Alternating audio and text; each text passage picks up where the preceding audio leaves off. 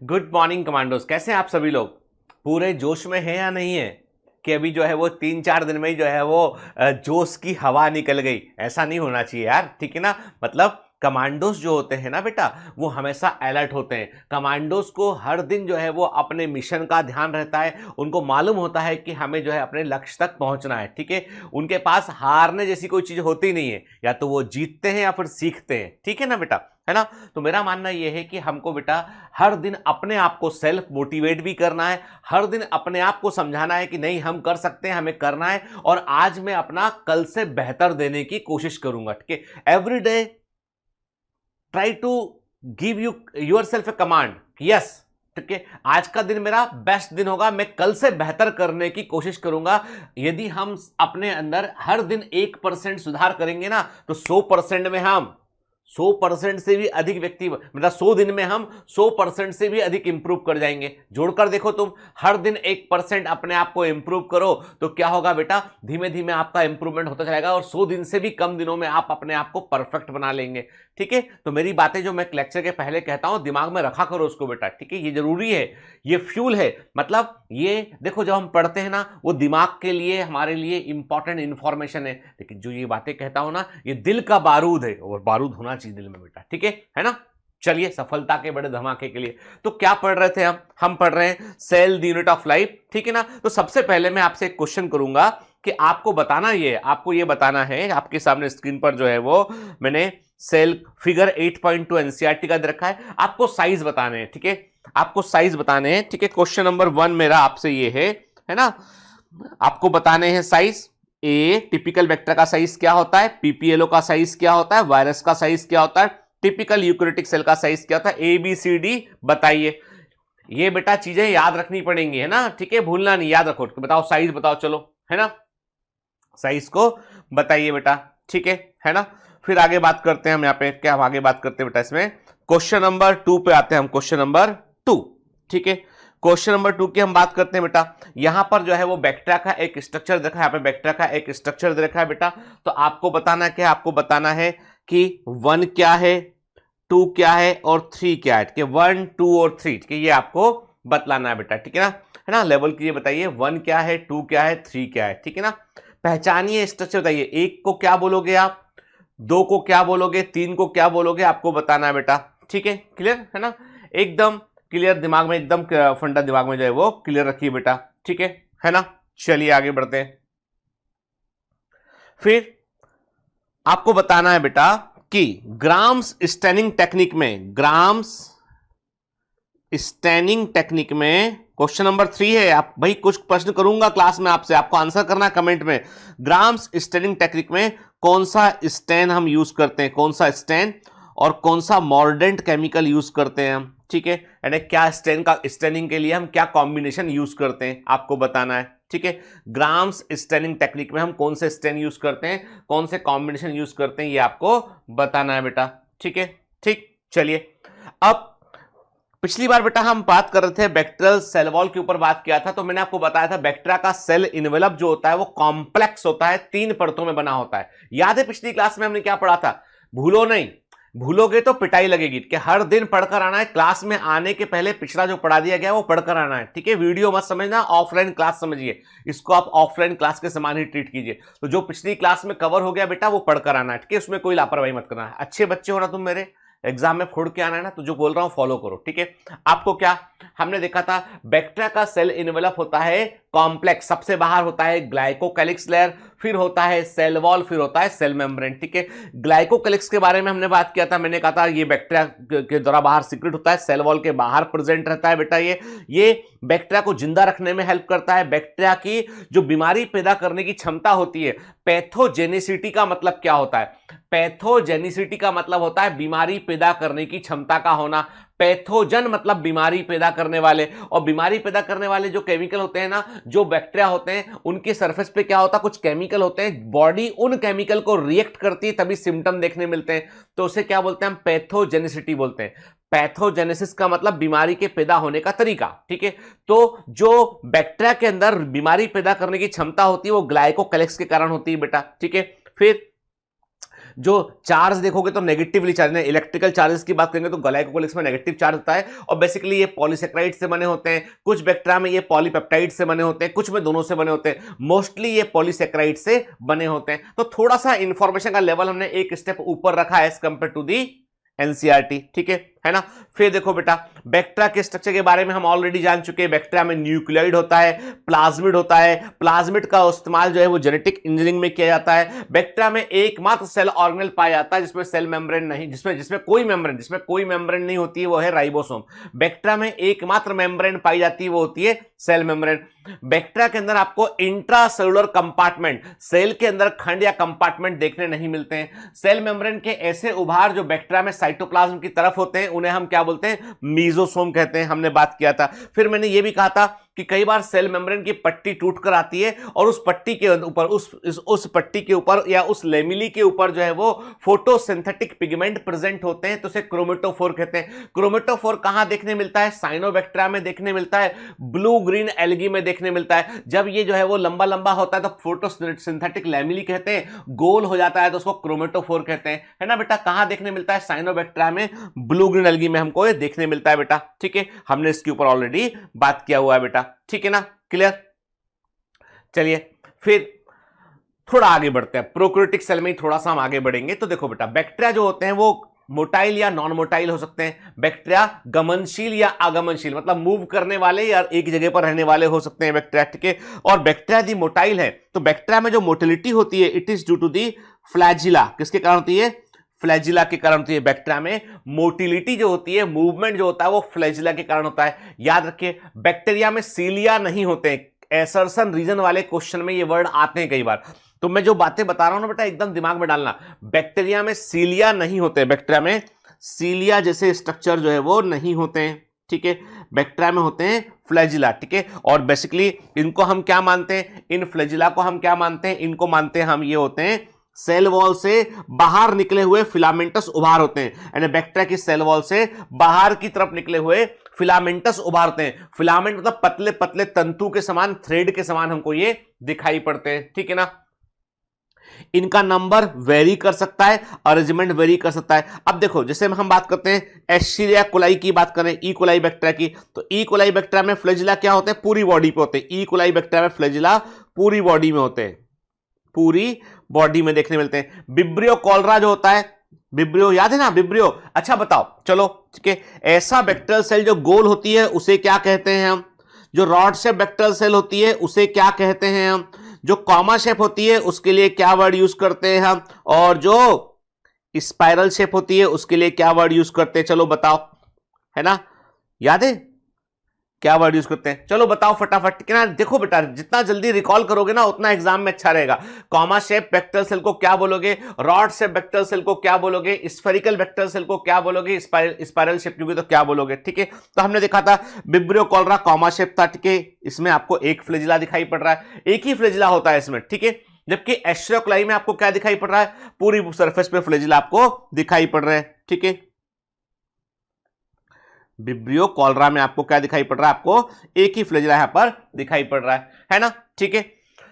तो इसका मतलब यह है कि बैक्टीरिया में जो है वो इनका नंबर और अरेंजमेंट वेरी कर सकता है। अब एनसीईआरटी यहां पर अपनी बात खत्म करता है, एनसीईआरटी यहां पर अपनी बात खत्म करता है, लेकिन बात खत्म नहीं होती, थोड़ा सा हमको एक लेवल ऊपर जाके चीजों को समझना होता है बेटा। देखो आप, है ना, बैक्टीरिया जो मोटाइल बैक्टीरिया होते हैं उनमें फ्लैजिला जो है वो रोटेशन मूवमेंट करते हैं। अब इंटरेस्टिंग बात यह फ्लैजिला जो होते हैं ना, देखो बड़ी मैं आपको जो बातें बतला रहा हूं ना ये मेडिकल कॉलेज में भी काम आएंगी। जब आप मेडिकल कॉलेज में पहुंच जाओगे, माइक्रोबायोलॉजी आप पढ़ रहे होगे, वहां पे मेडिकल माइक्रोबायोलॉजी पढ़ रहे होगे तो भी काम आएगा। बैक्टीरिया में जो फ्लैजिला मूवमेंट करते हैं बेसिकली वो रोटेशन करते हैं, फ्लैजिला का रोटेशन होता है इसमें, ठीक है।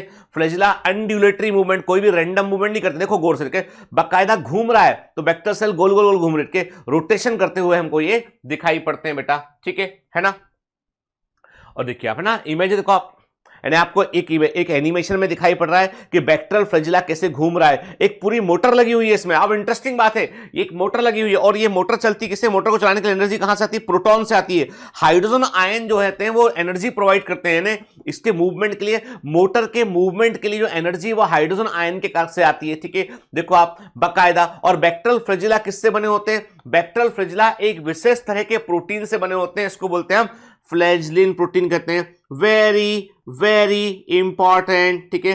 बैक्टेरियल फ्लैजिला फ्लैजलिन प्रोटीन से बने होते हैं। बैक्टेरियल फ्लैजिला में बाकायदा जो है वो 4 रिंग्स देखने मिलती हैं आपको। आप देखिए पी रिंग है, एस एम रिंग है, ठीक है ना, और उसके बाद आप देख रहे हैं जो बाकायदा आपको जो है वो एल रिंग है, पी रिंग है और एस एम रिंग है। 4 रिंग्स देखने मिलती हैं जो घूमती हैं। बाकायदा मोटर है इसमें। देखो फ्ली प्रोटीन मोटर स्विच के समान काम करता है, मोट प्रोटीन मोटिलिटी में रोल प्ले करता है, और ये पूरा सिस्टम। अब हमको बहुत डिटेल में नहीं जाना है। जब आप एमबीबीएस करने पहुंच जाओगे, मेडिकल माइक्रोबायोलॉजी पढ़ोगे, तो आपको ये जानना पड़ेगा, आपको तब ये पढ़ना पड़ेगा आपको, ठीक है। या आप अब देखो जब आप पैथोलॉजी पढ़ते हैं, एमडी पैथोलॉजी करते हैं, है ना, मतलब एमबीबीएस के बाद आपको एमडी पैथोलॉजी करने का मौका मिलता है, एमडी माइक्रोबायोलॉजी करने का मौका मिलता है। तो एक एक चीज को बहुत ध्यान से पढ़ना होता है। अभी मैं आपको यहां पर एमबीबीएस नहीं कराऊंगा, लेकिन आपको झलक दिखला रहा हूं मैं, ठीक है, कि देखो बेटा ऐसा मत सोचना कि ये सब चीजें यहां खत्म हो जाएंगी। तो शुरुआत है, ठीक है, पार्टी तो अभी शुरू हुई है, ठीक है। पढ़ने के लिए पार्टी जो होती है ना, वो अभी शुरू हुई है नीट के दौर चलते,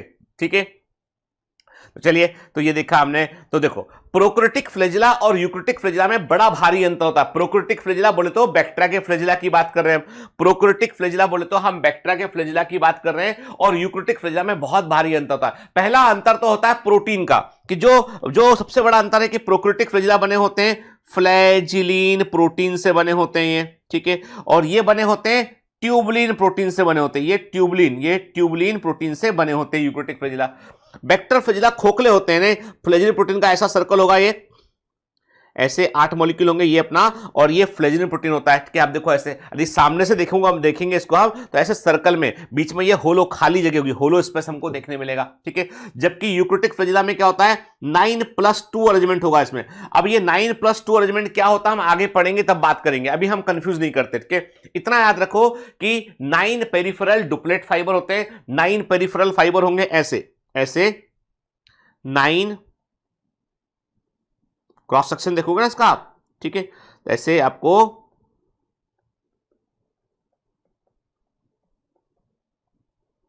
9 पेरिफेरल फाइबर देखने मिलेंगे। 2 सेंट्रल फाइबर होंगे यहां पे, ठीक है, और ये 9 पेरिफेरल फाइबर इनसे जो है वो कनेक्टेड होंगे। तो 9+2 अरेंजमेंट आपको देखने मिलेगा किसमें, यूक्रिटिक फ्लैजिला में। इतना याद रखो। अभी जो है हम बहुत चीजों को कॉम्प्लेक्स नहीं करेंगे, अभी हम सिंपल सी बात समझ रहे हैं कि यूक्रिटिक फ्लैजिला में हमको देखने मिलता है 9+2 अरेंजमेंट, और ये प्रोक्रिटिक फ्लैजिला में देखने नहीं मिलता है। यूक्रिटिक फ्लैजिला ट्यूबुलिन प्रोटीन से बने होते हैं, प्रोक्रिटिक फ्लैजिला जो है वो फ्लैजिलिन प्रोटीन से बने होते हैं। क्लियर, ठीक है।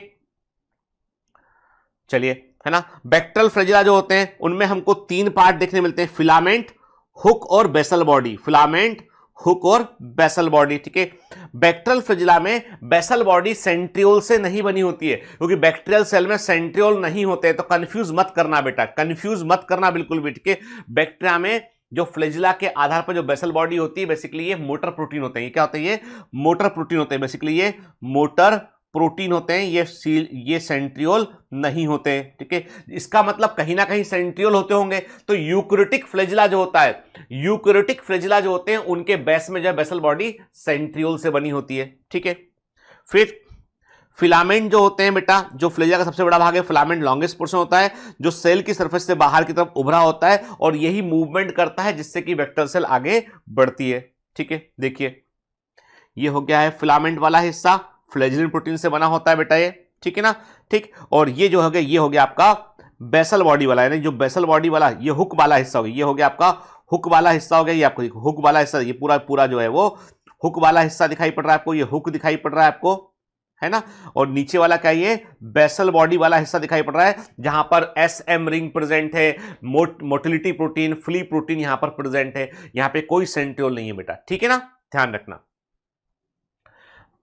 बैक्टीरियल फ्लैजिला आर पॉलीमर होते हैं। किसके पॉलीमर होते हैं ये, फ्लैजिलिन प्रोटीन के पॉलीमर होते हैं ये, ठीक है ना। अप्रोक्सीमेटली 15 नैनोमीटर इनका डायमीटर होता है। 1 नैनोमीटर बोले तो 10⁻⁹ मीटर, ठीक है। और 15 माइक्रोमीटर इनकी लेंथ होती है। 1 माइक्रोमीटर बोले तो बेटा 1 माइक्रोमीटर कितना होता है, 10⁻⁻6 मीटर इज दी 1 माइक्रोमीटर। अच्छा बताओ 1 एंगस्ट्रॉम का मतलब क्या होता है, चलो बताओ 1 एंगस्ट्रॉम का मतलब क्या होता है, ठीक है ना। 1 एंगस्ट्रॉम का मतलब क्या होता है, चलो बताओ, ठीक है। चलिए 10 नैनोमीटर को एंगस्ट्रॉम में कन्वर्ट कीजिए, convert into the angstrom. 10 nanometre को एंगस्ट्रॉम में कन्वर्ट कीजिए। अरे मैथमेटिक्स नहीं पूछ रहा हूं, अरे दिमाग में कुछ चीजें रखनी पड़ेंगी भाई हमको, मजाक थोड़ी ना है। तुम नीट को हलवा समझ रहे हो क्या? ठीक है, चीजें दिमाग में रहना चाहिए एकदम आपको, क्लियर?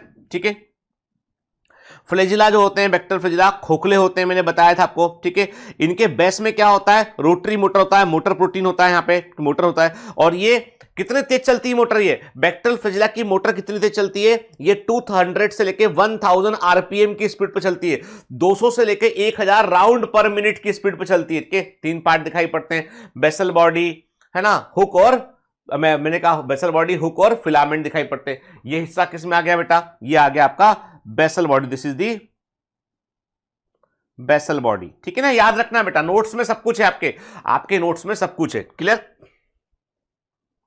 चलिए, है ना।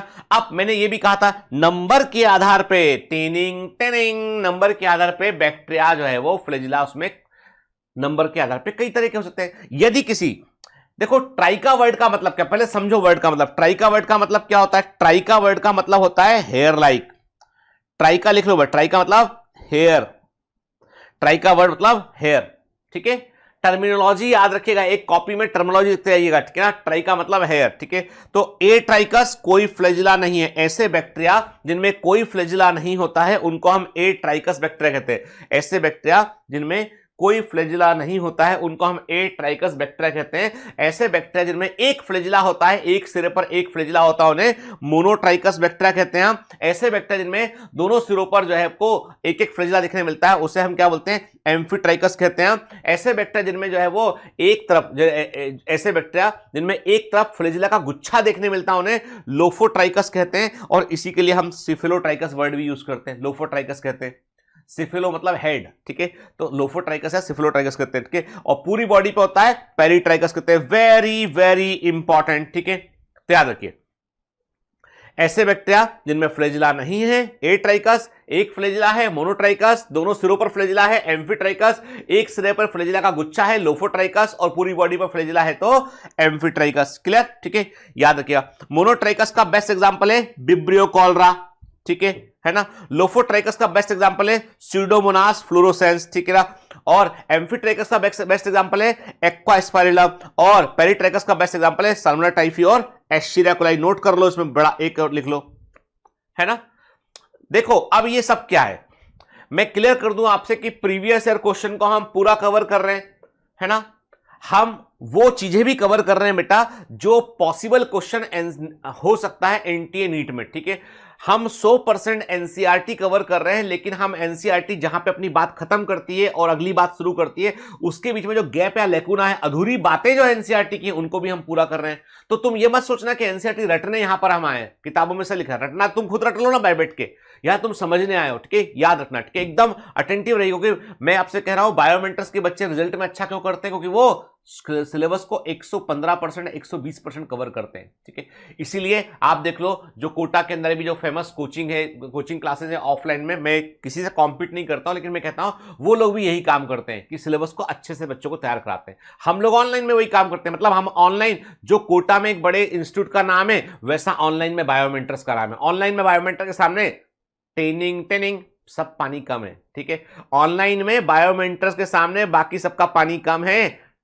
ठीक है, क्योंकि हम हैं। ठीक है ना। तो तुम भी बस समझ लो आप कि आप you are with one of the best institute in online. ठीक है, तो बस फोड़ देंगे अपन, है ना। अब अपना तो कंपटीशन इस बात से कि रैंक 1 कोटा से आता है या अपने से आता है। रैंक 1 कौन, अब देखो कोई खरीद ले बात अलग है, लेकिन अपन तो जेन्युइन बात करेंगे। ठीक है, जेन्युइन बात करेंगे, जेन्युइन में आपको फोड़ देना बेटा इस बार, है ना। ठीक है, पक्का वाला प्रॉमिस करो, पिंकी प्रॉमिस भूले तो नहीं तुम? Yes, pinky promise. चलो मोबाइल से बाहर निकल के जाओ, पुट करके बाहर, कि कहां टेक्नोलॉजी से होती कि पॉपअप करके बाहर मोबाइल से। तुमने जैसा इधर उधर देखा कि मोबाइल से एक हाथ बाहर निकाला, टचाक। हिंसा बुरी बात है, लेकिन प्यार से डांटना डपटना तो कर सकते हैं ना हम। ठीक है, चलो फिर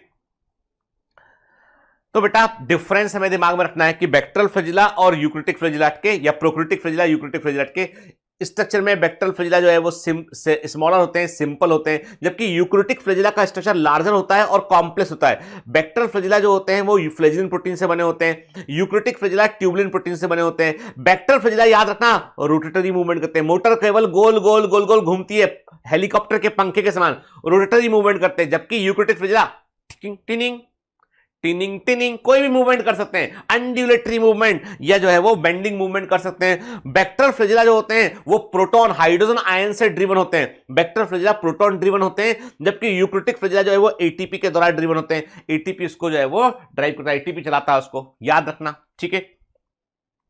ये है यूकैरियोटिक फ्लैजिला, कॉम्प्लेक्स अरेंजमेंट है, 9+2 अरेंजमेंट हमको यहां पर देखने मिल रहा है, ठीक है। जब हम सीलिया फ्लैजिला पढ़ेंगे यूकैरियोटिक के तब हम डिटेल में बात करेंगे हम, ठीक है।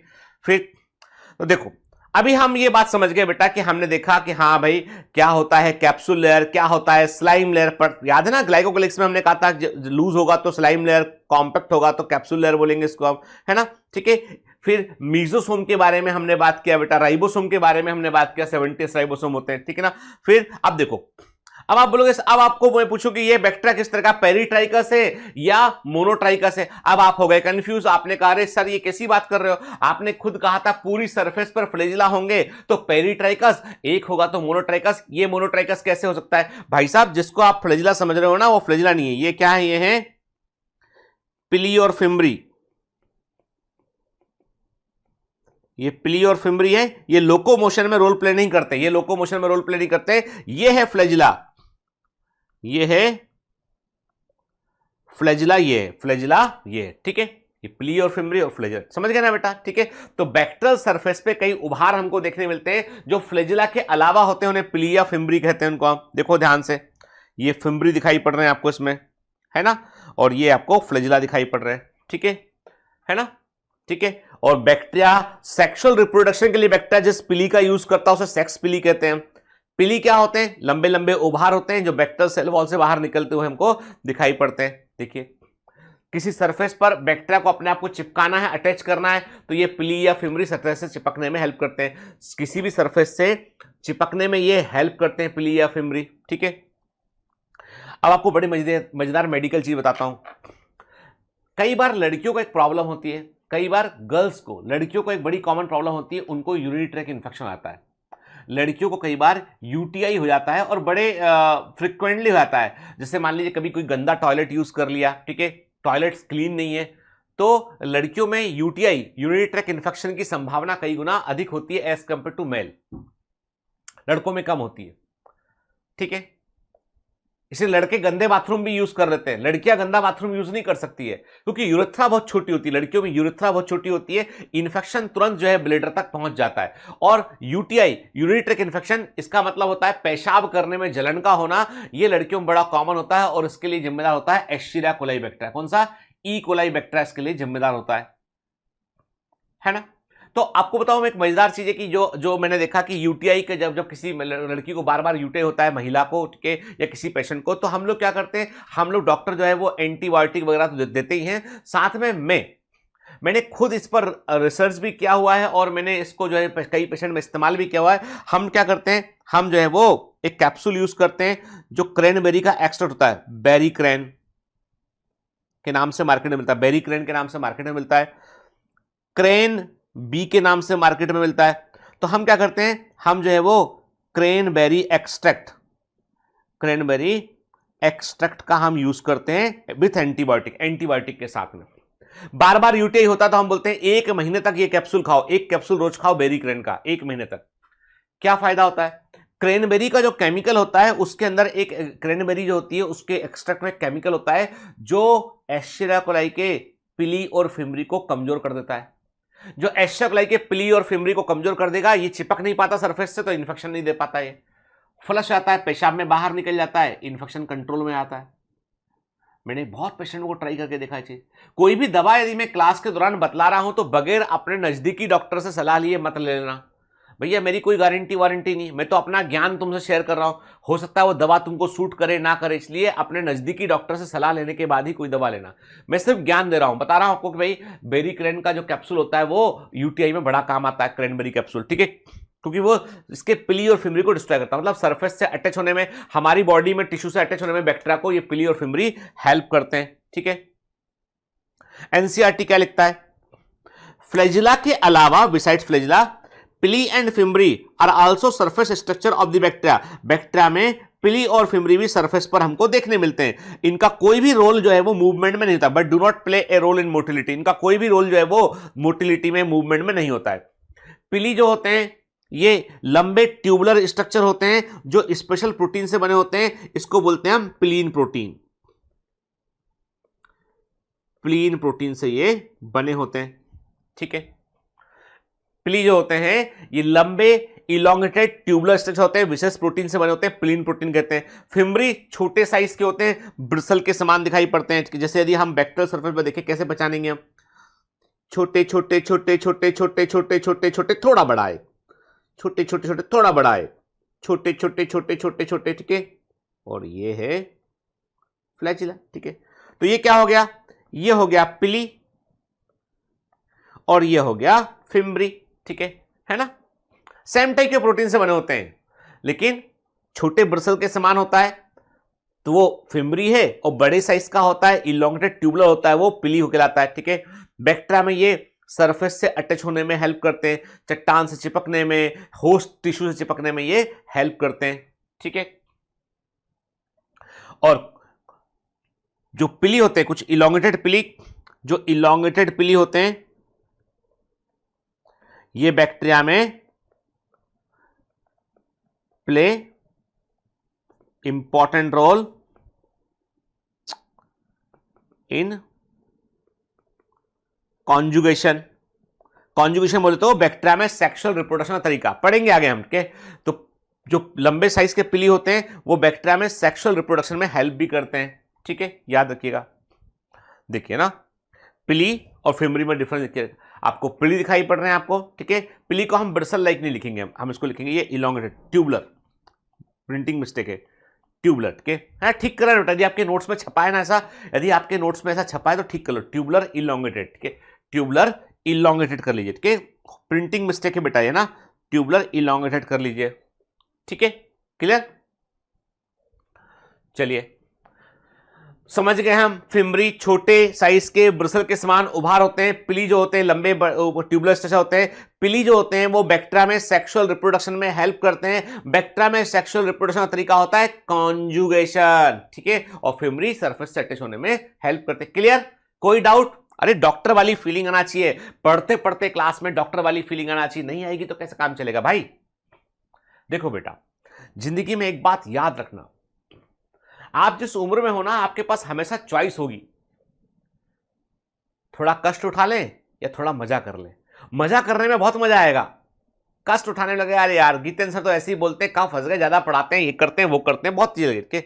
लेकिन बिलीव मी, कुछ सालों बाद तुम्हें याद आएगा कि सर सही बोला करते थे, है ना। इसलिए मैं कह रहा हूं बेटा, मैं जो कह रहा हूं उसको फॉलो करते जाओ उसको। ठीक है, मुझे ध्यान है अच्छे से कि मेरी क्लास में इतने बच्चे पढ़ा करते थे जो हैंडसम थे, स्मार्ट थे, डैशिंग थे, जो गर्ल्स स्कूल के चक्कर लगाने में एक्सपर्ट थे और जिनके पास किस्से कहानियां थे, उनके पास आज इस उम्र में, जिस उम्र में मैं हूं, कोई कहानी बड़ी नहीं है सुनाने के लिए।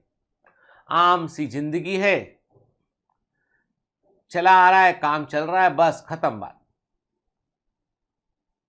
जो लेकिन क्लास के अंदर थोड़े से जो है वो मेहनती थे, थोड़े से अंडर प्ले थे, ज्यादा हवा में नहीं रहा करते थे, जिनके पास उस समय सुनाने को कोई कहानियां नहीं थी, उनकी आज अपनी अपनी कहानियां हैं, उनकी कहानी को दुनिया सुनना चाहती है। तुम्हारे ऊपर है बेटा, जिंदगी जो है वो पैकेज में है, तुम्हें खुशी और गम दोनों मिले हुए हमको पैकेज में। अब पैकेज का कौन सा हिस्सा तुम जो है वो रिडीम करना चाहते हो, पहले ये तुम पर निर्भर करता है। पहले तुम जो है थोड़ा कष्ट ले लो, भले ही से थोड़ा गम ले लो पढ़ने का, थोड़ा सा जो है वो अलगाव कि भाई हम दूसरी दुनिया से अलूफ होके पढ़ रहे हैं, वो ले लो। बाद में क्या बचेगा बता बेटा, क्या बचेगा? खुशी खुशी खुशी बचेगी। लेकिन पहले खुशी ले ली बेटा तो बाद में क्या बचेगा? तुम्हारी चॉइस है। ठीक है ना। चलिए आगे बढ़ते हैं।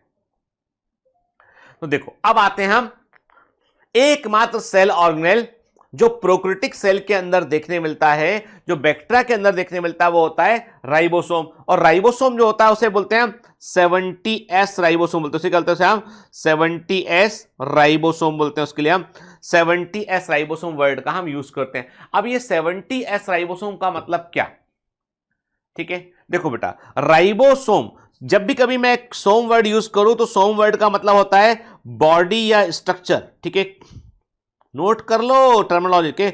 सोम वर्ड का मतलब क्या होता है? सोम वर्ड का मतलब होता है बॉडी या स्ट्रक्चर। सोम वर्ड का मतलब क्या होता है? बॉडी या स्ट्रक्चर के। राइबो मतलब यह है कि ये राइबोज न्यूक्लिक एसिड इसके अंदर होता है। राइबोज न्यूक्लिक एसिड मतलब आरएनए इसके अंदर होता है, ठीक है। हर सेल ऑर्गेनेल का नाम अपनी कहानी खुद बतलाता है। हर सेल ऑर्गेनेल का नाम अपनी कहानी खुद बतलाता है। राइबोसोम कहता है मैं ऐसा बॉडी या स्ट्रक्चर हूं जिसके अंदर आरएनए, राइबोस न्यूक्लिक एसिड बड़ी मात्रा में प्रेजेंट है, और इस आरएनए को बोलते हैं हम राइबोसोमल आरएनए बोलते हैं। क्या बोलते हैं इसको हम? RNA. Small R means ribosomal, ठीक है, इसे हम राइबोसोमल आरएनए बोलते हैं। ये आरएनए और प्रोटीन से बने होते हैं राइबोसोम, ठीक है। छोटे साइज के होते हैं 70S टाइप कहलाते हैं जो प्रोकैरियोटिक में होते हैं, और बड़े साइज के होते हैं उन्हें हम क्या बोलते हैं? 80S टाइप बोलते हैं। हर एक राइबोसोम में दो सब यूनिट होती है, एक छोटी और एक बड़ी होती है, ठीक है, एक छोटी बड़ी होती है। लार्ज सब यूनिट होती है 50S की, छोटी होती है 30S की, और दोनों मिला के होते हैं 70S। मैं समझ गया, गीतेन सर को मैथमेटिक्स नहीं आती है। गीतेन सर जो है वो भूल गए कि 50 + 30 होता है 80। यहां पे सर ने लिखा 70। गलत गलत गलत भाई साहब, गलत नहीं है ये, यही सही है। जो बोला गया है, बोला गया वही सही है। प्रोकैरियोटिक राइबोसोम 70S टाइप का होता है, और इसकी दो सब यूनिट होती है 50S और 30S।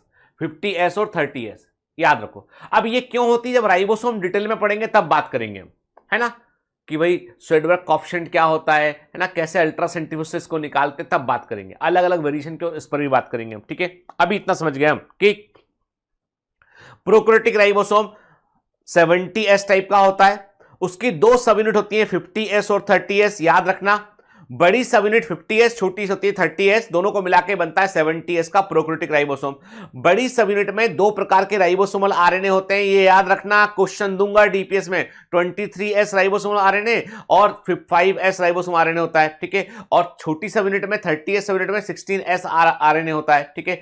और यूकैरियोटिक राइबोसोम जो होता है वो 80S टाइप का होता है, उसकी दो सब यूनिट होती है, एक 60S होती है, एक 40S होती है। 60S सब यूनिट में तीन प्रकार के राइबोसोमल आरएनए होते हैं, 5S, 5.8S, 28S, और बड़ी सब यूनिट में एक राइबोसोम आरएनए होता है 18S। ये डेटा याद रखना है, वेरी वेरी इंपॉर्टेंट। जब मॉलिक्यूलर बेसिस ऑफ इनहेरिटेंस पढ़ेंगे तब भी काम आएगा, बायोमोलिक्यूल्स में काम आएगा, आगे काम आएगा। अब मैं क्लियर कर दूं आपसे कि cell the unit of life चाबी है पूरी बायोलॉजी की, इसलिए पहले इस चैप्टर को पूरा करते हैं, ठीक है।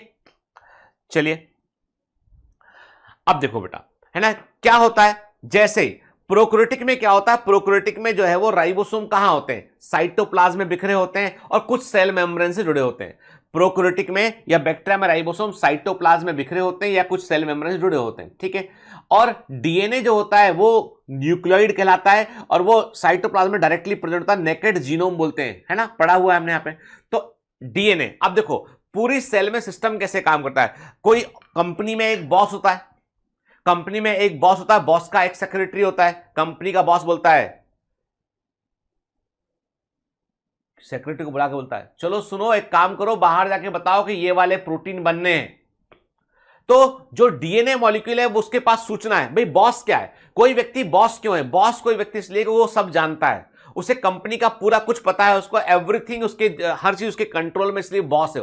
बॉस का मतलब उसके पास सूचनाएं हैं, इंफॉर्मेशन है। और बायोलॉजिकल वर्ल्ड में एक सेल के अंदर जो बॉस है वो है DNA molecule. DNA molecule boss molecule है, वो बोलता है कि यार हमारे लिए प्रोटीन बनवाना है, सेल को अपने को चलाना है, प्रोटीन बनेगा। सेक्रेटरी को बुला के बोलता है सेक्रेटरी बाहर जाकर राइबोसोम को बतलाओ कि ये प्रोटीन बनेगा।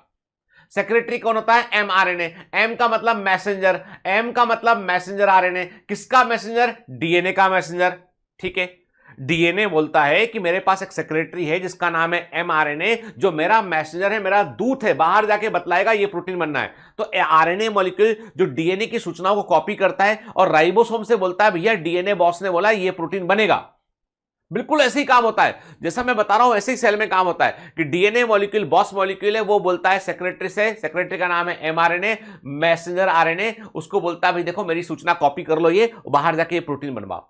एमआरएनए बाहर निकलता है न्यूक्लियस से, यूकेरियोटिक सेल की बात करें तो बाहर निकलता है और जाके राइबोसोम होता है। राइबोसोम बॉस, राइबोसोम क्या मशीन है, उनको बस सूचना दे दो कि ये बनना है तो अच्छा ठीक है हम जोड़ देंगे अमीनो एसिड, अमीनो एसिड को जोड़कर बनता है प्रोटीन, प्रोटीन को बनाने वाली इकाइयां होती है अमीनो एसिड, ठीक है। तो अमीनो एसिड से मोतियों की माला होती, पूरी माला प्रोटीन है तो एक एक मोती उसका अमीनो एसिड है, ठीक है। राइबोसोम बोलता है काम करेंगे आप बता दो। अब राइबोसोम बोलता है कि हमारे अंदर राइबोसोमल आरएनए प्रेजेंट है, तो वो कहता है भाई अमीनो एसिड को बुलाओ। मजदूर कहां गए काम करने वाले, फैक्ट्री में, फैक्ट्री में काम करने वाले मजदूर कहां गए, लगा वो एमिनो एसिड लेके घूम रहे सिर पे, देखा ना मजदूर सिर पे सामान लेके जाते हैं सीमेंट वगैरह, ऐसी वो सिर पे रखा हुआ एमिनो एसिड। उस मजदूर का नाम है ट्रांसफर आरएनए, क्या नाम है, टीआरएनए। टीआरएनए किसको ट्रांसफर करता है, अमीनो एसिड को ट्रांसफर करता है राइबोसोम पे लाके। तो टीआरएनए आया, बोला ठीक है बॉस हम लाके दे देंगे एमिनो एसिड, क्या चाहिए बता दो। इसका मतलब आरआरएनए, एमआरएनए और टीआरएनए तीनों मिलकर प्रोटीन सिंथेसिस में इन्वॉल्व है ना। तो जब एक, अब देखो ये तो बात की थी हमने यूकेरियोटिक, अब प्रोकैरियोटिक में क्या होता है, बॉस तो नेकेड बॉस है, मतलब नेकेड बॉस का मतलब, नेकेड का मतलब ये है कि मतलब आसपास न्यूक्लियर मेम्ब्रेन नहीं है, ठीक है, समझ गए। तो बॉस डीएनए मॉलिक्यूल साइटोप्लाज्म में डायरेक्ट प्रेजेंट है, उसका एमआरएनए बन के बाहर आता है, तो राइबोसोम लड़ने लगते हैं कि भैया हम भी बनाएंगे प्रोटीन, हम भी प्रोटीन बनाएंगे, हम भी प्रोटीन बनाएंगे, सब झूम जाते हैं उससे जाके, है ना। एक एमआरएनए से जाकर, जैसे ये एमआरएनए बाहर निकला, इस पर राइबोसोम, ये भी प्रोटीन आ रहा है, ये भी जुड़ गया, ये भी जुड़ गया, ये भी, कई सारे राइबोसोम उस पर जुड़ जाते हैं, तो क्या हो गया, उससे एक ऐसा स्ट्रक्चर बन गया जिसमें एक एमआरएनए पर कई सारे राइबोसोम जुड़े होते हैं और वो प्रोटीन को बना रहा होता है, इसे बोलते हैं पॉलीसोम। क्या बोलते हैं स्ट्रक्चर, बोलते हैं पॉलीसोम। और एक बार में कई सारे प्रोटीन बन जाते हैं, एक ही एमआरएनए पर कई सारे प्रोटीन बन जाते हैं, क्लियर, ठीक है, इसे बोलते हैं हम पॉलीसोम, ठीक है। तो पॉलीसोम में एक एमआरएनए पर कई सारे राइबोसोम अटैच हो जाते हैं और वो अटैच होकर प्रोटीन को बना रहे होते हैं बेटा, ठीक है, क्लियर, समझ गए, है ना। देखो ऐसा होता है राइबोसोम, है ना, 50s 30s, और इसमें बीच में जो गैप दिख रहा है, इस गैप में क्या होता है, इसी गैप से क्या पकड़ता है, ये एमआरएनए, एक एमआरएनए आएगा, उसको यहां पे पकड़ेगा, उसको रीड करेगा एक के बाद एक ये, और उसके अकॉर्डिंग प्रोटीन को बनाता है। अब ये कैसे रीड करता है, कैसे प्रोटीन बनता है, ये सब पढ़ेंगे हम मॉलिक्यूलर बेसिस ऑफ इनहेरिटेंस में, ठीक है। प्रोकैरियोट्स में राइबोसोम जो होते हैं वो सेल मेम्ब्रेन से एसोसिएटेड होते हैं। देखो बेटा, केवल सेल मेम्ब्रेन से एसोसिएटेड नहीं होते हैं, वो साइटोप्लाज्म के अंदर भी प्रेजेंट होते हैं। एनसीईआरटी में इतना लिख के छोड़ दिया उन्होंने, जो कि ठीक नहीं है। दरअसल कुछ राइबोसोम सेल मेम्ब्रेन से अटैच होते हैं और most of the ribosome cytoplasm में प्रेजेंट होते हैं। They are about 50 nanometre by 20 nanometre size, 15 से 20 नैनोमीटर का साइज होता है। दो सब यूनिट से बने होते हैं, 50s और 30s, और दोनों साथ मिलकर 70s राइबोसोम आते हैं, ठीक है। वेरी वेरी इंपॉर्टेंट, ठीक है, याद रखेंगे इस चीज को बेटा, याद रखेंगे, पक्का पक्का, ठीक है। राइबोसोम क्या काम करते हैं, ये प्रोटीन बनाने वाले स्थल होते हैं, they are the site of protein synthesis, ये प्रोटीन बनाने वाले स्थल होते हैं बेटा। जब एक एमआरएनए पर कई सारे राइबोसोम अटैच आते हैं, एक लंबी श्रृंखला बन जाती है, उसे पॉलीराइबोसोम या पॉलीसोम कहते हैं। वेरी वेरी इंपॉर्टेंट, ठीक है। प्रोकैरियोटिक सेल में हमको ये देखने मिलता है, जब एक एमआरएनए पर कई सारे राइबोसोम अटैच आते हैं, उसे हम पॉलीराइबोसोम या पॉलीसोम कहते हैं, ठीक है। जो पॉलीसोम के राइबोसोम होते हैं वो प्रोटीन चेन को बना रहे होते हैं, एक साथ कई सारे प्रोटीन चेन को वो बना रहे होते हैं, ठीक है, क्लियर। अब इसके अलावा और क्या होता है प्रोकैरियोटिक सेल में, इसके अलावा मतलब एक प्रकार से हम किंगडम मोनेरा के डिटेल में जाके बात कर रहे हैं, यहां पे हम बैक्टीरिया पढ़ रहे हैं, मतलब किंगडम मोनेरा पढ़ रहे हैं हम, ठीक है। बैक्टीरिया के साइटोप्लाज्म में आपको दिखता है राइबोसोम, और क्या दिखता है, कुछ इंक्लूजन बॉडी होती है, मैंने बताया भी था पिछली क्लास में, poly beta hydroxy butyrate volutin granule बात किया था मैंने, ठीक है। तो क्या होता है बेटा, क्या लिखता है NCERT, reserve material in prokaryotic cell are stored in the cytoplasm in the form of inclusion body. याद रखिए ये होते हैं नॉन लिविंग स्ट्रक्चर, ये होते हैं नॉन लिविंग स्ट्रक्चर, ठीक है ना। इनमें कोई मेम्ब्रेन सिस्टम नहीं होता है, साइटोप्लाज्म में फ्री पाए जाते हैं, और ये होते हैं phosphate granule, cyanophycin granule, glycogen granule होते हैं, ठीक है। कुछ बैक्टीरिया में जैसे कि ब्लू ग्रीन और पर्पल ग्रीन फोटोसिंथेटिक बैक्टीरिया में आपको गैस वैक्यूल भी देखने मिलते हैं, ठीक है। हमने सबके बारे में बात किया पहले भी, है ना। तो बैक्टीरिया में जो इंक्लूजन बॉडी होते हैं वो रिजर्व मटेरियल के रूप में होते हैं, ठीक है। और कुछ बैक्टीरिया में गैस वैक्यूल भी आपको देखने मिलते हैं, ठीक है। जैसे फॉस्फेट ग्रेन्यूल की बात करें हम तो ये बेसिकली पॉलीफॉस्फेट ग्रेन्यूल होते हैं जिनको हम वॉल्यूटिन ग्रेन्यूल भी कहते हैं, भी कहते हैं, ठीक है। ये बेसिकली एक प्रकार से फॉस्फेट का संग्रह करते हैं, ये फॉस्फेट को स्टोर करते हैं क्योंकि फॉस्फेट के बगैर न्यूक्लिक एसिड नहीं बन सकता है। कई बड़े इंपॉर्टेंट चीजें जैसे फॉस्फोलिपिड है, फॉस्फेट उसका हिस्सा है, न्यूक्लिक एसिड के अंदर फॉस्फेट होता है, एटीपी के अंदर फॉस्फेट होता है। तो वॉल्यूटिन ग्रेन्यूल फॉस्फेट को स्टोर करके रखते हैं इमरजेंसी में काम करने के लिए, ठीक है। ये एक प्रकार से एनर्जी रिजर्व के रूप में भी काम करते हैं, ठीक है। इन्हें हम कई बार क्या कहते हैं, ठीक है, इन्हें हम जो है वो मेटाक्रोमेटिक ग्रेन्यूल भी कहते हैं, इन्हें कई बार हम मेटाक्रोमेटिक ग्रेन्यूल भी कहते हैं, ठीक है। फिर कुछ बैक्टीरिया होते हैं इनमें मैग्नेटोसोम देखने मिलते हैं। मैग्नेटोसोम जो होते हैं वो अर्थ के मैग्नेटिक फील्ड को पहचान सकते हैं ना। ये इस तरह के पार्टिकल्स होते हैं जिनमें आयरन होता है और ये आयरन मैग्नेटाइट के फॉर्म में होता है। और ये बैक्टीरिया आपको अर्थ पर नॉर्थ पोल से साउथ पोल की तरफ देखने मिलेंगे। नॉर्थ पोल से साउथ पोल एक लंबी लकीर में, ये बैक्टीरिया आपको नॉर्थ पोल से साउथ पोल एक लंबी लकीर के रूप में देखने मिलेंगे। लाइन से करोड़ों अरबों खरबों बैक्टीरिया लाइन से प्रेजेंट है पूरे, ठीक है। ये मैग्नेटोसोम इनके अंदर देखने मिलता है आपको, ठीक है। तो कॉमन इंक्लूजन बॉडी का पूरा चार्ट आपके नोट्स के अंदर दे रखा है बेटा, एक बार देख लीजिएगा। ग्लाइकोजन, ठीक है, एस्ट्रोक्लाई में देखने मिलता है आपको कार्बन का और एनर्जी का जो है रिसोर्स सोर्स है। फिर पॉलीबीटा हाइड्रोक्सी ब्यूटारेट जो होता है ये basically hydroxy butyrate polymerise form में होता है, कार्बन का रिजर्व होता है, एनर्जी रिजर्व होता है। फिर वॉल्यूटिन ग्रेन्यूल पॉलीफॉस्फेट देखने मिलता है आपको, ये भी फॉस्फेट का रिजर्व होता है बेटा। सल्फर ग्लोब्यूल्स भी देखने मिलते हैं आपको, कुछ बैक्टीरिया में सल्फर भी इकट्ठा होता है, ठीक है। तो ये एक बार पढ़ लीजिएगा इसको, टेबल को, इंपॉर्टेंट है, ठीक है। अब आगे बात करते हैं साइटोप्लाज्मिक मूवमेंट की बात करते हैं। क्या प्रोकैरियोटिक सेल का साइटोप्लाज्म मूव करता है, मतलब साइटोप्लाज्म खुद से मूव करता है क्या? नहीं। याद रखिए एक बैक्टीरिया मूव कर सकता है फ्लैजिला से, यदि बैक्टीरिया में फ्लैजिला है तो बैक्टीरिया का फ्लैजिला मूव कर सकता है, बैक्टीरिया आगे बढ़ सकता है, लेकिन बैक्टीरिया का साइटोप्लाज्म खामोश होता है, वो मूव नहीं करता है, यानी बैक्टीरिया का साइटोप्लाज्म मूव नहीं करता है। तो प्रोटोप्लाज्मिक मूवमेंट प्रोकैरियोटिक में नहीं होते हैं जो यूकैरियोटिक में देखने मिलते हैं। इसका मतलब ये कि यूकैरियोटिक के अंदर साइटोप्लाज्म मूव करता है और उसे बोलते हैं हम साइक्लोसिस कहते हैं। यूकैरियोटिक के अंदर साइटोप्लाज्म मूव करता है और उसके लिए हम वर्ड यूज करते हैं साइक्लोसिस, वर्ड का हम यूज करते हैं, ठीक है, क्लियर। अब दुनिया भर के साइंटिस्ट कहते हैं कि यार प्रोकैरियोटिक सेल तो बहुत आसान है। कई साइंटिस्ट अच्छी वजह, कई साइंटिस्ट चाहते हैं कि हम जीवन बनाना सीख जाएं, कई साइंटिस्ट चाहते हैं कि हम जीवन को बनाना सीख जाएं। तो प्रोकैरियोटिक सेल तो बड़ी सिंपल स्ट्रक्चर है, कोशिश कर रहे हैं लेबोरेटरी में बनाने की, पर बना नहीं पा रहे हैं। और कई बदमाश साइंटिस्ट, चाइनीज साइंटिस्ट, नाम चिंग चोंग पुंग, पुंग पांग पू, ठीक है, ऐसे साइंटिस्ट चाइनीज जो खतरनाक टाइप के हैं, वो चाह रहे हैं कोई खतरनाक बैक्टीरिया बना के दुनिया में छोड़ दे। वो भी कोशिश कर रहे हैं। अच्छे और बुरे दोनों प्रकार के लोग कोशिश करते हैं, पर एक बात याद रखना, बुराई कितनी भी बड़ी क्यों ना हो, बुराई कितनी भी बड़ी क्यों ना हो, अच्छाई के सामने छोटी हो जाती है ना। बुरे इरादे वाले लोग आपको टेम्परेरी तौर पे आपको आगे बढ़ते नजर आएंगे, लेकिन लंबे समय में वो हार जाते हैं। अच्छे आदमी हमेशा हर युग में राज करते हैं, ठीक है, अच्छे व्यक्ति बनिए। तो प्रोटोबायोंट का मतलब है कि लेबोरेटरी में प्रोकैरियोटिक सेल को बनाने की कोशिश करना, तो इसे प्रोटोबायोंट कहते हैं, ठीक है। कुछ एक्स्ट्रा स्टोक पॉइंट हैं जो हमें दिमाग में रखना है बेटा।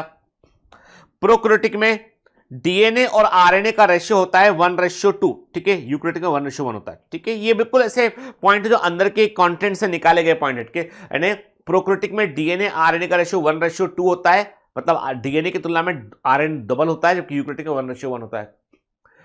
प्रोकैरियोटिक में adenine plus thymine oblique guanine plus cytosine का अनुपात 1 से कम होता है, यूकैरियोटिक में 1 से अधिक होता है। अब बस याद रखिए इसको, अभी डिटेल में मत नहीं जाना, अभी डिटेल में मत जाइएगा, अभी सिर्फ जो बोल रहा हूं वो याद रखिए। ए फॉर एडेनिन,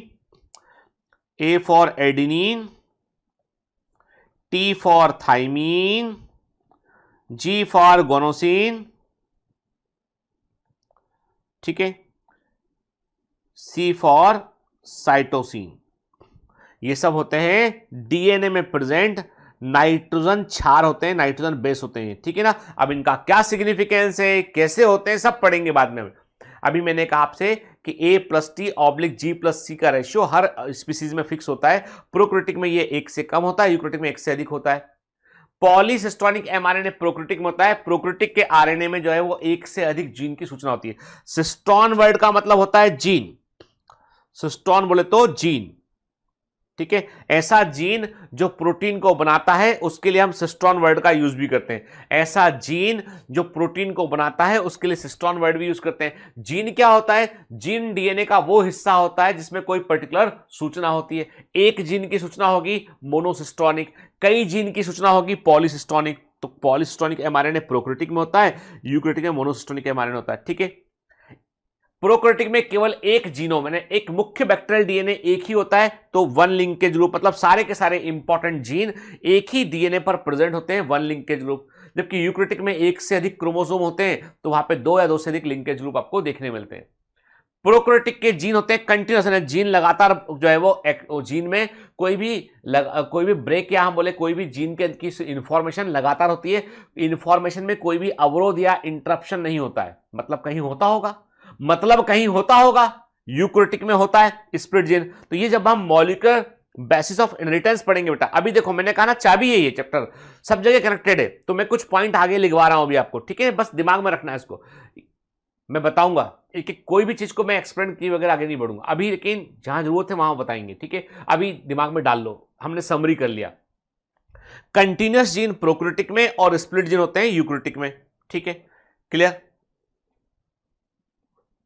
अब आते हैं यूकैरियोटिक सेल पे, है ना। अब बात करते हैं बेटा हम यूकैरियोटिक सेल के बारे में बात करते हैं कि क्या कैरेक्टर उनको वहां देखने मिलता है।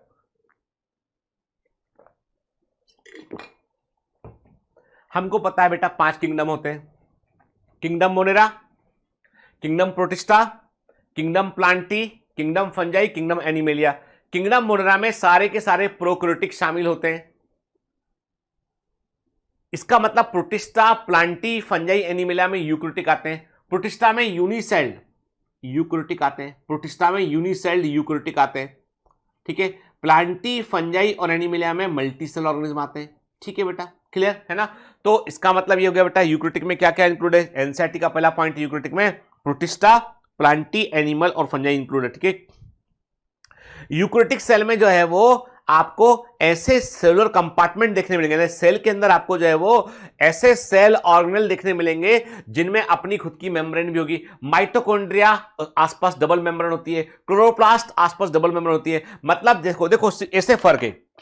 मैंने कहा ना आपसे जैसे क्या होता है, एक आदमी के पास एक ही कमरा है, उसी कमरे में रह रहा है व्यक्ति, वहीं उसका किचन है, वहीं उसका जो है वो पढ़ने की जगह है, वहीं सब कुछ एक कमरे में जिंदगी है। एक कोना बन गया किचन, एक कोना बन गया स्टडी वाला हिस्सा, एक कोना में बिस्तर लगा दिया है, एक कोने में टेबल कुर्सी पढ़ने लगा दी है, जैसे स्टूडेंट का रूम होता है। लेकिन जब एक परिवार होता है, बाकायदा कमाने वाला अर्निंग परिवार होता है, क्या होता है, घर में लिविंग रूम अलग होता है बैठने के लिए, बेडरूम अलग होता है, स्टडी रूम अलग होता है, किचन अलग होता है। घर में अलग अलग कमरे बने होते हैं। घर में अलग अलग कमरे क्या होते हैं, दीवारें अलग अलग होती है भाई। किचन अलग हो, बेडरूम अलग है, टॉयलेट्स अलग है ना, स्टडी रूम अलग है, मंदिर का जगह अलग है। घर में यही होता है भाई, एक आदर्श घर में ऐसे होते कमरे, अलग अलग कंपार्टमेंट होते हैं, हर जगह अलग अलग काम होता है, ठीक है। तो ये जो कंपार्टमेंटलाइजेशन क्यों हुआ, दीवारों के कारण हुआ। तब जब यूकैरियोटिक सेल बनी, प्रोकैरियोटिक के बाद यूकैरियोटिक सेल जब इवॉल्व हुई, उसमें कहा गया कि भैया सब काम बांटना पड़ेगा।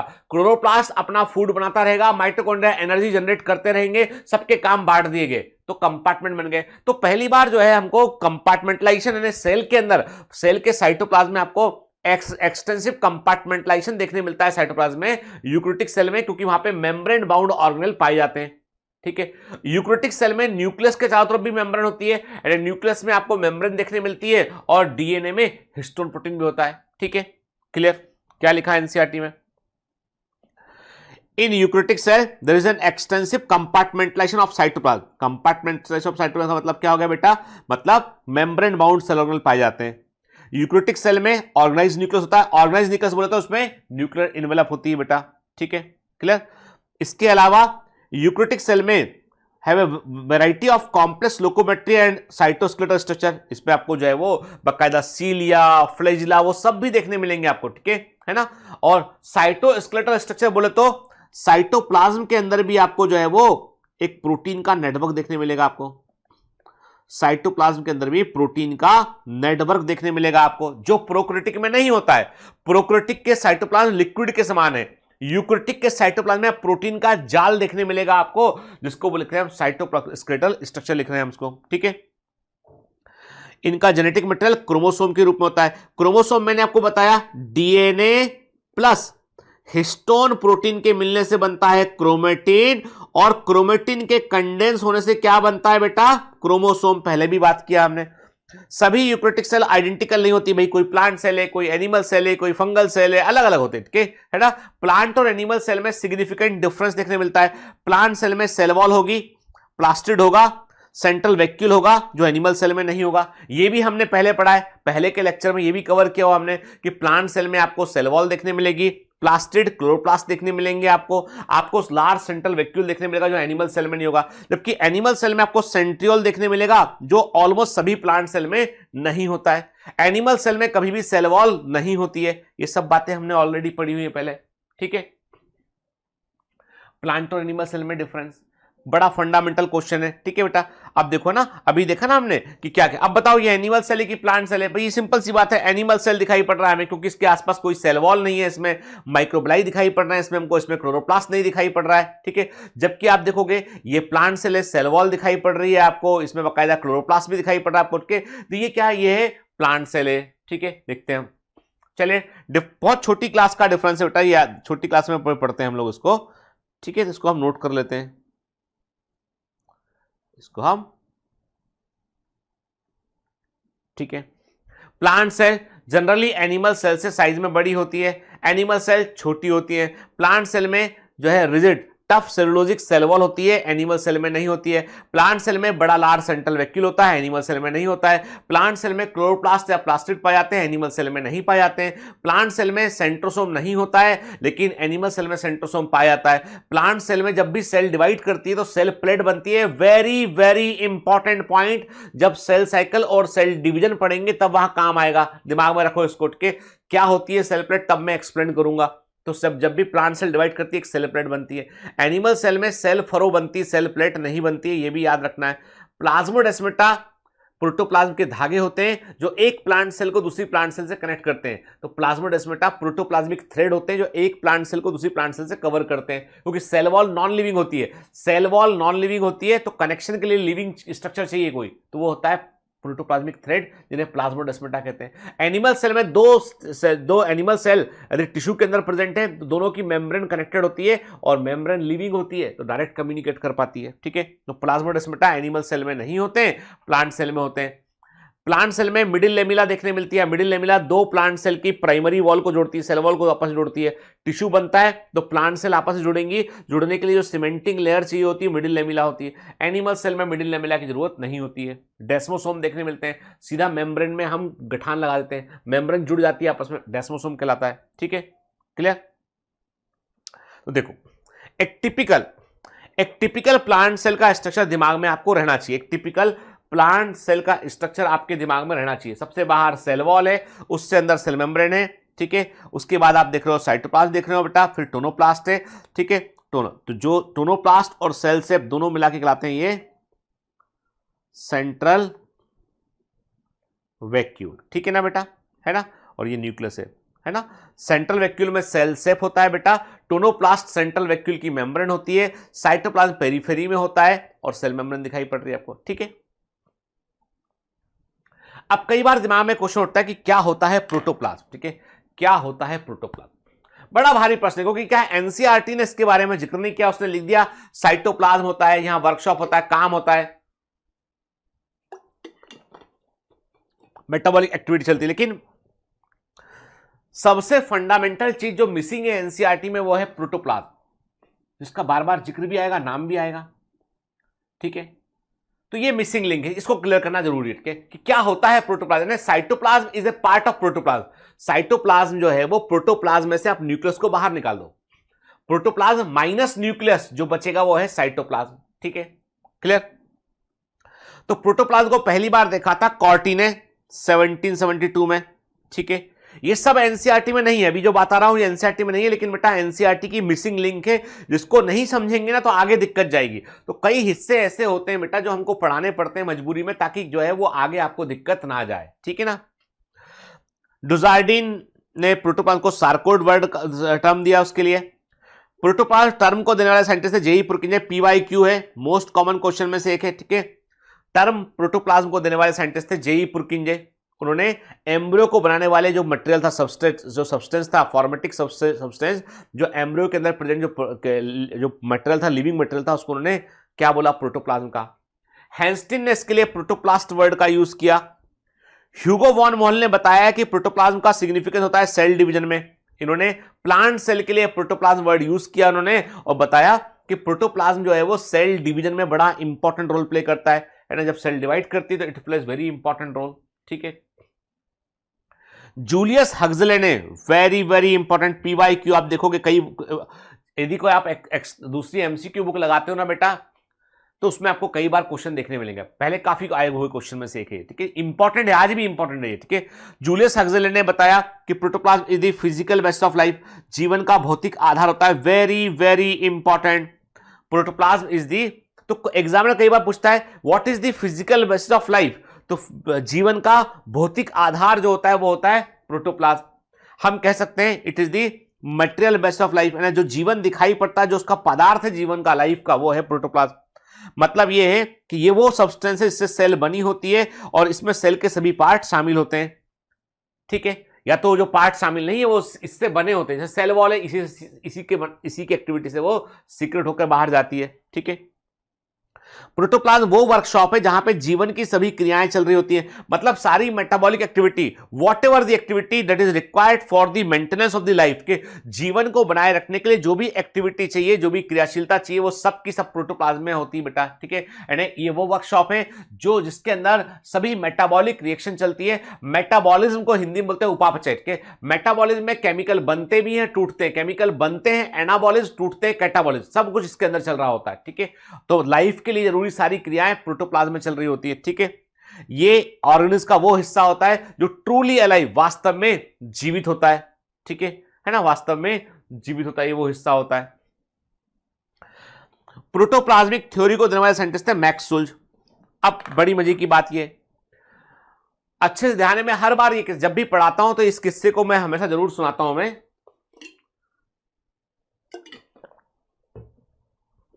ये बात है 96 की।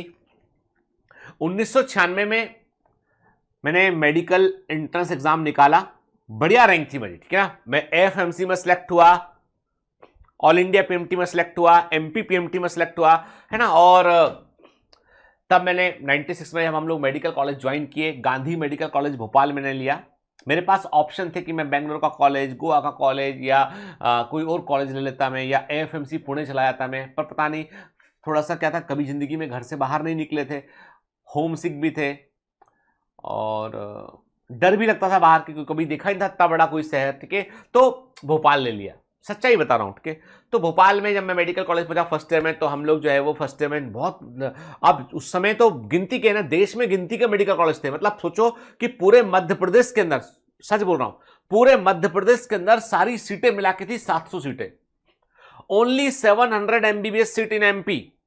मध्य प्रदेश में केवल 700 सीटें थी, और 700 में से आधी सीटें रिजर्व थी, 350 सीटें थी जनरल कैटेगरी के लिए, ठीक है।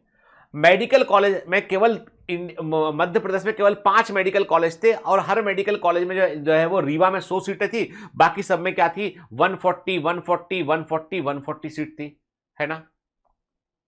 700 से भी कम सीटें थी कुल मिला के। तो उसमें आप उस समय यदि एमबीबीएस में निकलता था ना कोई व्यक्ति, तो लोग आश्चर्य से देखते थे, अरे डॉक्टर बन गया, ओ वाओ, मतलब घर वाले मतलब ऐसा कि ट्रॉफी मॉर्फी, कोई मोहल्ले में ट्रॉफी आ गई हो चलती फिरती, वैसा हाल था। तो अपन मेडिकल कॉलेज पहुंचे, दिवाली की छुट्टी थी फर्स्ट ईयर में। उस समय जो है वो डिसेक्शन कराया करते थे वो लोग, है ना, डेड। और सोचो ऐसा था कि हर 8 बच्चे को एक डेड बॉडी मिली हुई थी, बहुत कम था, जितनी भी डेड बॉडी लावारिस शरीर थे वो सब वहां आ जाया करते थे मेडिकल कॉलेज में। वहां पे उनको कैडेवर को वो यूज करते थे एनाटॉमी के प्रैक्टिकल्स के लिए। तो रोज डिसेक्शन हॉल एक जगह होती है यहाँ पे जो है डेड बॉडी होती है, जहाँ पे डॉक्टर्स को जाके डेड बॉडी काट काट के एक हिस्सा समझना होता है। तो अब डिसेक्शन किया हम लोगों ने, दिवाली की छुट्टी में घर पहुंचे, मम्मी को बताया सब। मम्मी बोलती है अरे पहले घर से बाहर निकलो, गंगा जल छिड़का, बोला नहाओ पहले, फिर घर में घुसो अंदर आके, है ना। और हमारा बैग लेके मम्मी ने अंदर रख दिया ले आके, जो भी बैग था कॉलेज का। अपन नहा धो के मम्मी बोल रही तो आ गए, ठीक है। मम्मी को बताया मम्मी हमने है ना हार्ट देखा निकाल के, हमने आंखें निकाल के देखी, किडनी निकाल के देखी, हमने ये निकाल के देखा, वो निकाल के देखा। मम्मी बहुत सुनी ध्यान से बातें, बोलती कि बेटा वो देखा क्या, आत्मा, आत्मा कहाँ रहती है वो जगह देखी। और हम सदमे में, हमने कहा कनिंगम मैन्यूअल में, एनाटॉमी का मैन्यूअल होता है, कनिंगम्स मैन्यूअल बोलते हैं उसको, इसमें पूरा तरीका लिखा होता है कैसे काटना है, कहाँ क्या मिलेगा बॉडी में। हमने कहा यार पूरा अपन एनाटॉमी पढ़कर आ रहे हैं, इतना बॉडी काट ले, कभी सोचा ही नहीं अपन ने कि आत्मा की जगह कहाँ पर है, कहाँ ढूंढ लूं आत्मा को मैं। तो मम्मी ने बड़ा भयंकर क्वेश्चन कर डाला है कि भाई तुमने ह्यूमन बॉडी को डिसेक्ट किया है तो बताओ आत्मा कहाँ है, इसमें कहाँ रहती है। मैंने मम्मी से कहा अच्छा मम्मी बताओ भगवान कहाँ रहता है। मम्मी बोली भगवान तो हर जगह है बेटा, मेरे अंदर तुम्हारे अंदर कण कण में भगवान है। मम्मी क्या बोली, भगवान सब जगह, कण कण में भगवान है। तो मम्मी से मैंने बोला मम्मी कोशिका कोशिका में, सेल सेल में आत्मा होती है। अब तब समझती है मम्मी कि मैंने कि जो शरीर को बनाने वाली इकाइयां उन्हें सेल कहते हैं, हर सेल में आत्मा होती है और वही जिंदा रखती है। The truly alive part of a cell is protoplasm. तो मैंने सिद्ध कर दिया मम्मी को कि प्रोटोप्लाज्म ही आत्मा है, बाकी कुछ नहीं पता। वाइटल फोर्स आज भी नहीं मालूम, मैं सच कह रहा हूं आपसे, हर सेल जो लिविंग सेल है उसके अंदर कोई ऐसा वाइटल फोर्स है जिसके बारे में साइंटिस्ट आज भी नहीं समझ पाए हैं, और वो समझ जाएंगे ना तो लेबोरेटरी में सेल बनाना आसान हो जाएगा। और वही वाइटल फोर्स आत्मा है, वही सोल है, ठीक है, जो मैं कहता हूं। तो कहने का मतलब ये कि प्रोटोप्लाज्म जो है वो हर सेल के अंदर प्रेजेंट है। एक मजेदार किस्सा ये कि जब मम्मी बैग अंदर लेके गई मेरा, मम्मी ने मेरे को नहला धला दिया, सब कुछ कह के भाई नहा धो लो बाहर, ये बाहर वाला बाथरूम यूज करना, गंगा जल छिड़क के अंदर आना, तुम तो डेड बॉडी से काट कूट के आते हो। मम्मी ये पता ही नहीं कि जो बैग अंदर ले आके रखी है उसमें खोपड़ी भी रखी हुई है, अंदर इंसान की खोपड़ी रखी है, जिसको पढ़ने के लिए मेडिकल कॉलेज, जैसे आप कभी लाइब्रेरी जाते हो किताबें इशू करा लेते हो आप कि भैया ये वाली किताब इशू कर दो, ये वाली किताब इशू कर दो। मेडिकल कॉलेज में एनाटॉमी में लाइब्रेरी होती है, हड्डी इशू कराते लोग आके कि मैडम हमको हाथ की हड्डी इशू कर दो, हमको खोपड़ी इशू कर दो, है ना, स्कल इशू कर दो। तो अपन स्कल इशू करा के लाए थे, पढ़ना था, एग्जाम था बाद में। मम्मी को पता ही नहीं कि इंसान का स्कल रखा हुआ है बैग के अंदर, जिसको मम्मी अंदर रख दी। दिवाली की तमाम सफाई की और मालूम चल जाता तो उसी दिन घर से बाहर निकाल दिया गया होता, ठीक है। तो डॉक्टर की जिंदगी डिफरेंट होती है, मतलब आपको पता ही, आप आम जिंदगी में अपन क्या देखते हैं, किसी की डेथ हो गई, ये हो गया तो अरे ये हो गया, 3 दिन तक ये नहीं वो नहीं करना, ये फला करना, छिड़क के पानी अंदर आना। डॉक्टर के तो इमरजेंसी ड्यूटी में डेथ भी होती है, सब कुछ होता है, टैकल करता है, फिर चाय भी पी लेगा, बिस्कुट भी वो खा लेगा डॉक्टर। लाइफ में लगता, सोचने समझने का तरीका ही अलग आता है। मेडिकल कोई मजाक थोड़ी ना है, बहुत डिफरेंट ही दुनिया है पूरी, तुम सोचते हो उससे डिफरेंट दुनिया है। हाँ बूम बूम, कबीर सिंह वाली दुनिया नहीं है। कबीर सिंह फिल्मों में होते हैं, असली जिंदगी में कोई डॉक्टर कबीर सिंह बन जाएगा ना तो लात मार के प्रोफेसर बाहर निकाल देगा कॉलेज से, और दुनिया ही जो है पेशेंट ही उठा के बाहर फेंक देगा और बाकी साथ वाले भी बाहर फेंक देंगे। तो कबीर सिंह केवल फिल्मों में होते हैं, असली जिंदगी में कबीर सिंह नहीं होते हैं, ठीक है। चलिए, है ना, आगे बढ़ते हैं। अब कहां बातों में लगा लिया तुमने, ठीक है, तुम बहुत बातों नहीं लोग है ना, बातों में लगा लेते। चलो आगे बढ़ते हैं। प्रोटोप्लाज्मिक थ्योरी मैक्स सुल्ज ने दी।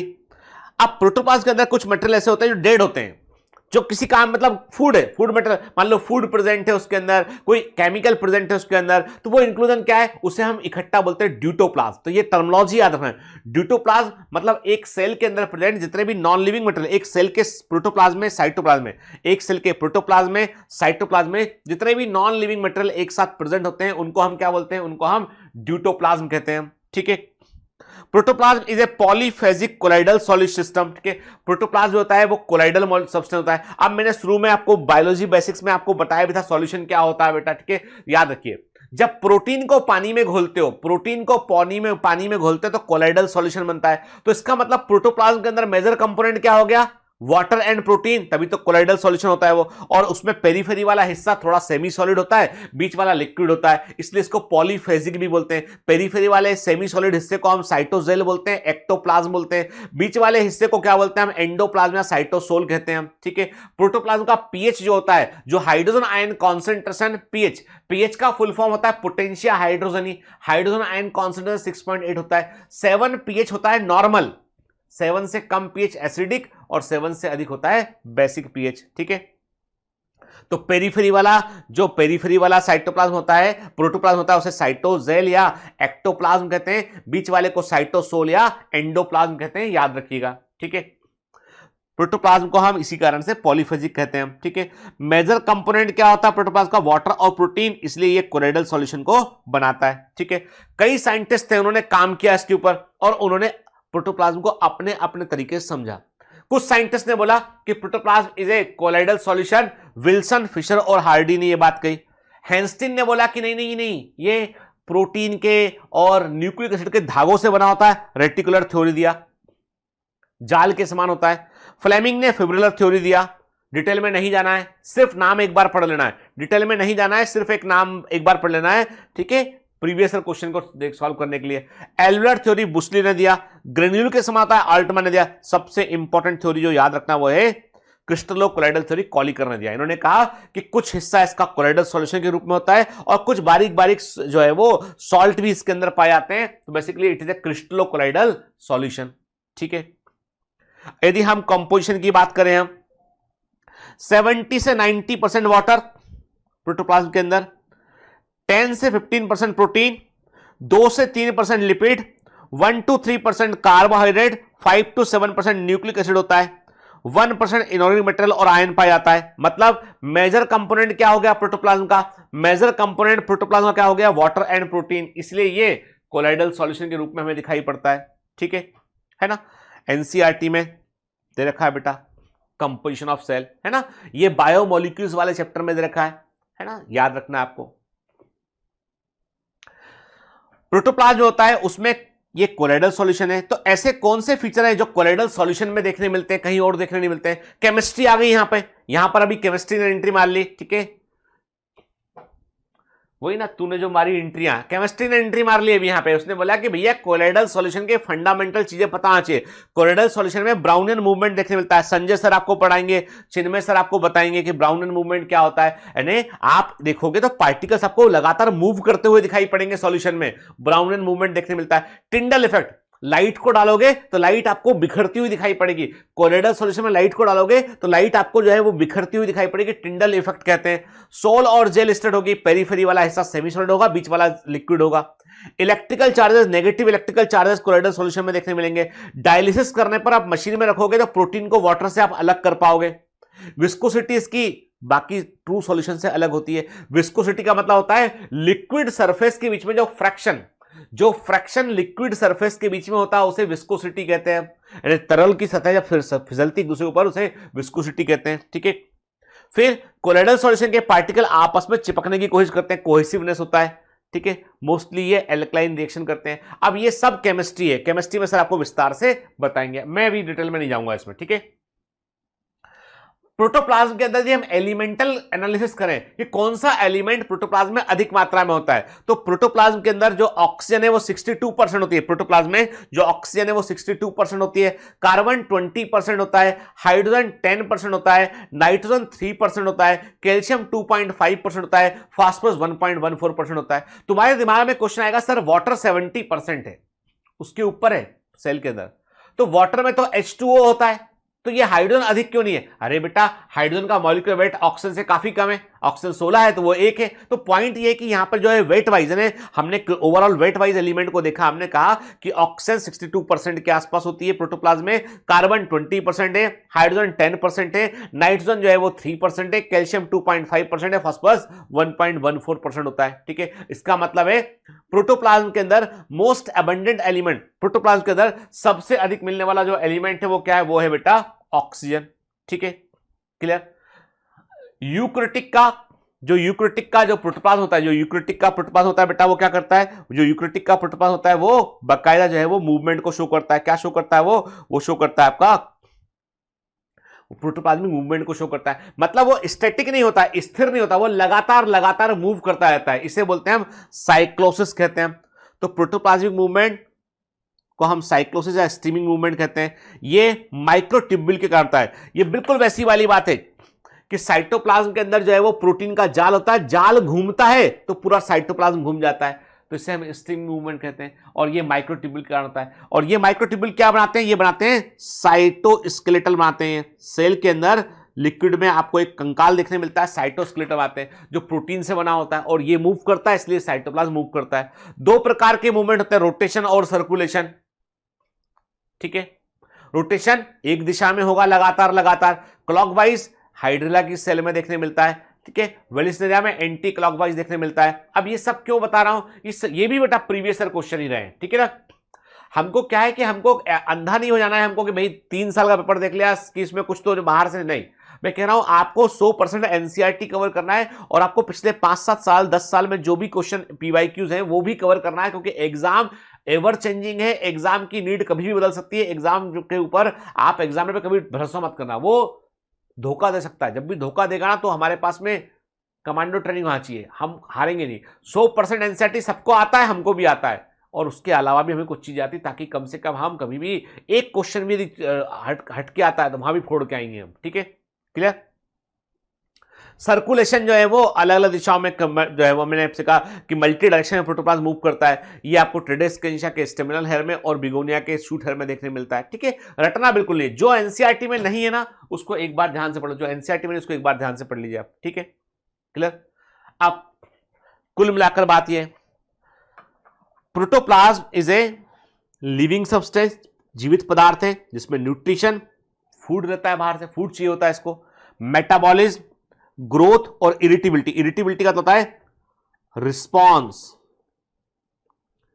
To A stimulus. ठीक है, एक स्टिमुलस का रिस्पॉन्स देना इरिटेबिलिटी। स्टिमुलस मतलब कोई भी परिवर्तन, केमिकल चेंज हो, हीट के अकॉर्डिंग थर्मल चेंज हो, कोई भी ऐसा परिवर्तन जो नॉर्मल कंडीशन से अलग होता है उसे स्टिमुलस कहते हैं। छू दिया स्टिमुलस से, केमिकल टच किया स्टिमुलस से, तो स्टिमुलस का जवाब देना इरिटेबिलिटी कहलाता है। ठीक है, irritability means response to stimulus. ठीक है, प्रोटोप्लाज्म होता है वो इलेक्ट्रिसिटी का मॉडरेट कंडक्टर होता है। ठीक है, प्रोटोप्लाज्म में से आप न्यूक्लियस को हटा लोगे तो बचेगा साइटोप्लाज्म। ठीक है, साइटोप्लाज्म में से आप सेल ऑर्गेनेल हटा लोगे तो बचेगा हाइलोप्लाज्म। साइटोप्लाज्म में से आप सेल ऑर्गेनेल हटा लोगे तो बचेगा हाइलोप्लाज्म, लिक्विड जो है हाइलोप्लाज्म में। साइटोप्लाज्म का पीएच होता है 6.9 प्लस माइनस 0.2। ठीक है, थोड़ा प्रोटोप्लाज्म का 6.8 है तो साइटोप्लाज्म का 6.9 प्लस माइनस 0.2 होता है। ठीक है, याद रखिए। अब ये जो फ्लो चार्ट बताने जा रहा हूं बेटा बहुत इंपॉर्टेंट है, आपको सेल की कॉन्सेप्ट एकदम क्लियर रहना चाहिए। मैंने कहा ना साइटोलॉजी चाबी है पूरे बायोलॉजी की, यदि आपने इसको अच्छे से नहीं पढ़ा तो बाकी सब डब्बा गोल है। रटते फिरोगे 360 कभी नहीं आएगा।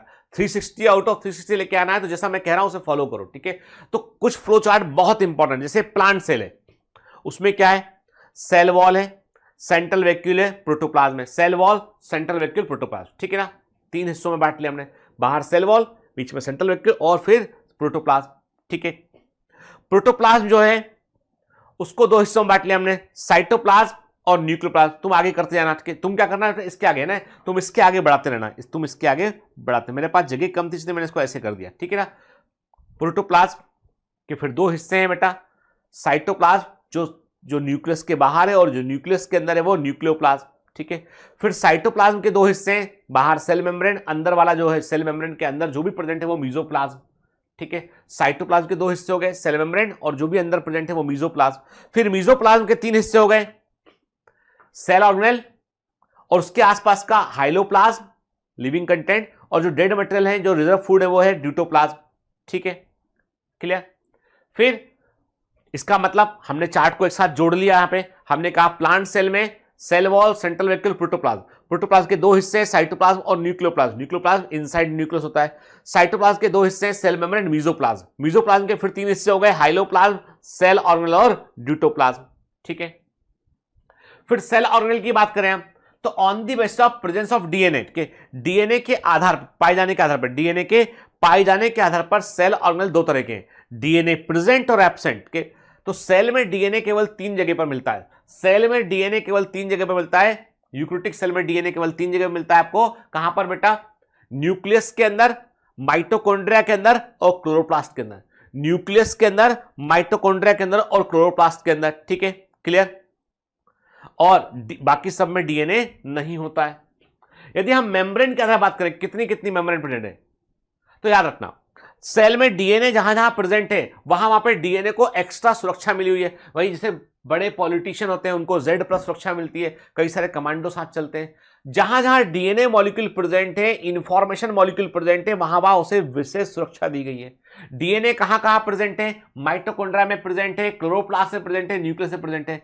जहां जहां डीएनए प्रेजेंट है दोहरी सुरक्षा है। दोहरी सुरक्षा मतलब डबल मेम्ब्रेन प्रेजेंट है। डबल मेम्ब्रेन कहां कहां होती है? क्लोरोप्लास्ट में, माइटोकॉन्ड्रिया में, न्यूक्लियस में डबल मेम्ब्रेन होती है। और कहां मेम्ब्रेन नहीं होती है? राइबोसोम और सेंट्रोसोम में मेम्ब्रेन नहीं होती। राइबोसोम और सेंट्रोसोम में मेम्ब्रेन नहीं होती, बाकी सब में सिंगल मेम्ब्रेन। अब कोई तुमसे पूछे गोल्जी कॉम्प्लेक्स में कितनी मेम्ब्रेन, तुमने कहा सिंगल मेम्ब्रेन। कोई पूछे पर ऑक्सीसोम में कितनी मेम्ब्रेन, सिंगल मेम्ब्रेन। कोई पूछे लाइसोसोम में कितनी मेम्ब्रेन, सिंगल मेम्ब्रेन। क्योंकि तुम्हें पता है डबल मेम्ब्रेन 3 जगह पर है, क्लोरोप्लास्ट, माइटोकॉन्ड्रिया, न्यूक्लियस। मेम्ब्रेन 2 जगह पर नहीं है, सेंट्रोसोम और राइबोसोम। बाकी सब जगह पर सिंगल मेम्ब्रेन होती है। याद रखना, भूलना नहीं बेटा, मोस्ट इंपॉर्टेंट यानी चीजें एग्जाम में पूछी आती है। ठीक है, साइटोसोल क्या है? लिक्विड पार्ट है बेटा, अंदर सेंट्रल पार्ट के। तो ये क्या होता है? साइटोप्लाज्म का तरल मटेरियल के, ये साइटोप्लाज्म का फ्लूइड पार्ट होता है जो सेल के वॉल्यूम का 55% तक होता है। इसमें सेल ऑर्गेनेल पाए जाते हैं। ठीक है, ये वो जगह होती है जहां पर सेल के लिए जरूरी सभी केमिकल रिएक्शन साइटोसोल के अंदर जो है वो ऑपरेट होती है। तो कई बार हम लोग साइटोसोल वर्ड भी यूज करेंगे बेटा। ठीक है, सेल ऑर्गेनेल क्या होते हैं? ये वो कंपार्टमेंट होते हैं, वो स्ट्रक्चर होते हैं जो कैरेक्टरिस्टिक उनका अपना एक शेप होता है, स्पेसिफिक फंक्शन वो कर रहे होते हैं सेल की ग्रोथ के लिए, मेंटेनेंस के लिए, रिप्रोडक्शन के लिए। माइटोकॉन्ड्रिया उसका अपना एक शेप होगा, अपना काम करेगा। क्लोरोप्लास्ट का अपना शेप होगा, वो अपना काम करेगा। ठीक है, तो वो जगह जहां पे स्पेसिफाइड फंक्शन चलते हैं वो कंपार्टमेंट सेल ऑर्गेनेल कहलाते हैं। ठीक है, अब क्या सेल को आर्टिफिशियल मीडियम में कल्चर कर सकते हैं? बिल्कुल कर सकते हैं। यानी प्लांट सेल को देखा ही था हमने, टोटीपोटेंसी की बात की थी हमने पिछली क्लास में। याद रखिए, पहली बार बड़ा इंटरेस्टिंग एक्सपेरिमेंट किया गया 1951 में, 1951 में। एक कैंसर पेशेंट की एक कैंसर सेल को, मैंने कहा ना कैंसर सेल अमर कोशिकाएं होती है, उस कैंसर सेल को मीडियम में, एक आर्टिफिशियल मीडियम में ट्रांसफर किया गया देखने के लिए कि कैसे ग्रो करती है। और वो आज भी जिंदा है। वो जिसकी कैंसर सेल थी वो आदमी तो मर गया, वो लेडी तो मर गई। यूट्राइन कैंसर था, उस लेडी को यूट्रस का कैंसर था, उसकी सेल निकाली, लेबोरेटरी में कल्चर की। पता है आज जो है अमेरिका में कई मंजिल बड़ी, बहुत बड़े हिस्से में एक जो है वो लेबोरेटरी है, उसमें सिर्फ कैंसर सेल रखी हुई है। हेला सेल बोलते हैं। दुनिया भर में कैंसर की रिसर्च में इनका इस्तेमाल करते हैं। फर्स्ट कल्चर ह्यूमन सेल को पहली बार कल्चर किया था जॉर्ज गैने 1951 में। इन्होंने एक पेशेंट थी हेनरिटा लॉ, पेशेंट का नाम था हेनरिटा लॉ, तो हेनरिटा का HE लिया उन्होंने, लॉ का LA लिया। हेनरिटा लॉ जो है उनको यूट्राइन कैंसर था, यूट्रस में कैंसर था, उनको कार्सिनोमा ऑफ सर्विक्स था। उनकी सेल को निकाला और लेबोरेटरी में कल्चर किया। इनको इसलिए हेला सेल कहा गया पेशेंट के नाम पर। ठीक है, आज दुनिया भर में जो है सेल जो है वो कैंसर रिसर्च में, यदि आपको कैंसर में रिसर्च करना है तो आपको हेला सेल मंगानी पड़ेगी, उस पर एक्सपेरिमेंट करके देखना पड़ेगा आपको। कहां से लाओगे कैंसर सेल? नहीं तो। ठीक है, इसके अलावा जो मल्टी सेलुलर ऑर्गेनिज्म होते हैं, जो बहुकोषी जीव होते हैं, उनमें 3 प्रकार की सेल्स देखने मिलती हैं आपको। यानी फंडामेंटली हम बात करें तो उसमें 3 टाइप ऑफ सेल्स आपको देखने मिलती है मल्टी सेलुलर ऑर्गेनिज्म में। एक होती है अनडिफरेंशिएटेड सेल, जो किसी भी सेल में कन्वर्ट हो सकती है, मतलब जो किसी भी टिश्यू में, किसी भी ऑर्गन में कन्वर्ट होने की क्षमता रखती है। मेरिस्टेमेटिक सेल्स प्लांट्स में होती हैं। Stem cells, embryonic cell plant animal दोनों में होती है। स्टेम सेल्स एनिमल में देखने मिलती है आपको। ठीक है, तो जो सेल्स अनडिफरेंशिएटेड सेल है, जो किसी भी फॉर्म में, किसी भी टिश्यू में डेवलप हो सकती है, उन्हें क्या बोलते हैं? अनडिफरेंशिएटेड सेल बोलते हैं। दूसरी होती है डिफरेंशिएटेड सेल, जो किसी पर्टिकुलर स्ट्रक्चर में कन्वर्ट हो चुकी होती है, परमानेंट टिश्यू बना चुकी होती है। RBC बन गई, जैसे सीप ट्यूब सेल बन गई, मसल सेल बन गई, लिवर सेल बन गई, कॉर्क बन गया, ये होगी डिफरेंशिएटेड सेल होगी। ठीक है, डी डिफरेंशिएटेड सेल ऐसी होती है जो एक बार डिवाइड करने वाली अनडिफरेंशिएटेड सेल थी, डिफरेंशिएट की, फिर से डिवाइड करना सीख गई। जो ये वर्ड याद रखना, आगे काम आएगा जो है वो प्लांट फिजियोलॉजी में। ठीक है, तो जो डी डिफरेंशिएटेड सेल होती है बेसिकली ये वो परमानेंट सेल होती है। ये वो डिफरेंशिएटेड सेल होती है तो दोबारा से जो है वो डिवाइड करने लगी है, ठीक है, उन्हें हम बोलते हैं डी डिफरेंशिएटेड सेल बोलते हैं। कॉर्क कैम्बियम इसका एग्जांपल है, ठीक है। चलिए, अब ये तो हमने बात की किसके ऊपर बेटा, हमने प्रोटोप्लाज्म के ऊपर बात किया, हमने सेल्स के टाइप के ऊपर बात किया। अब बात करते हैं हम सेल वॉल के ऊपर बात करते हैं। सबसे पहले तो बेटा ये बताओ कि सेल वॉल कहां नहीं होती है, कि किस में नहीं होती है सेल वॉल? एनिमल किंगडम में, एनिमल्स में सेल वॉल नहीं होती है बेटा। अच्छा, किंगडम प्रोटिस्टा के बारे में यदि हम बात करें तो उसमें सेल वॉल है या नहीं है? तो प्रोटिस्टा में कुछ मेंबर ऐसे होते हैं उनमें सेल वॉल होती है, कुछ मेंबर ऐसे होते हैं उनमें सेल वॉल नहीं होती है, ठीक है ना, है ना। प्रोटिस्टा में सारे के सारे यूनिसेल यूकैरियोटिक को हम डालते हैं, कुछ में सेल वॉल होती है, कुछ में नहीं होती है।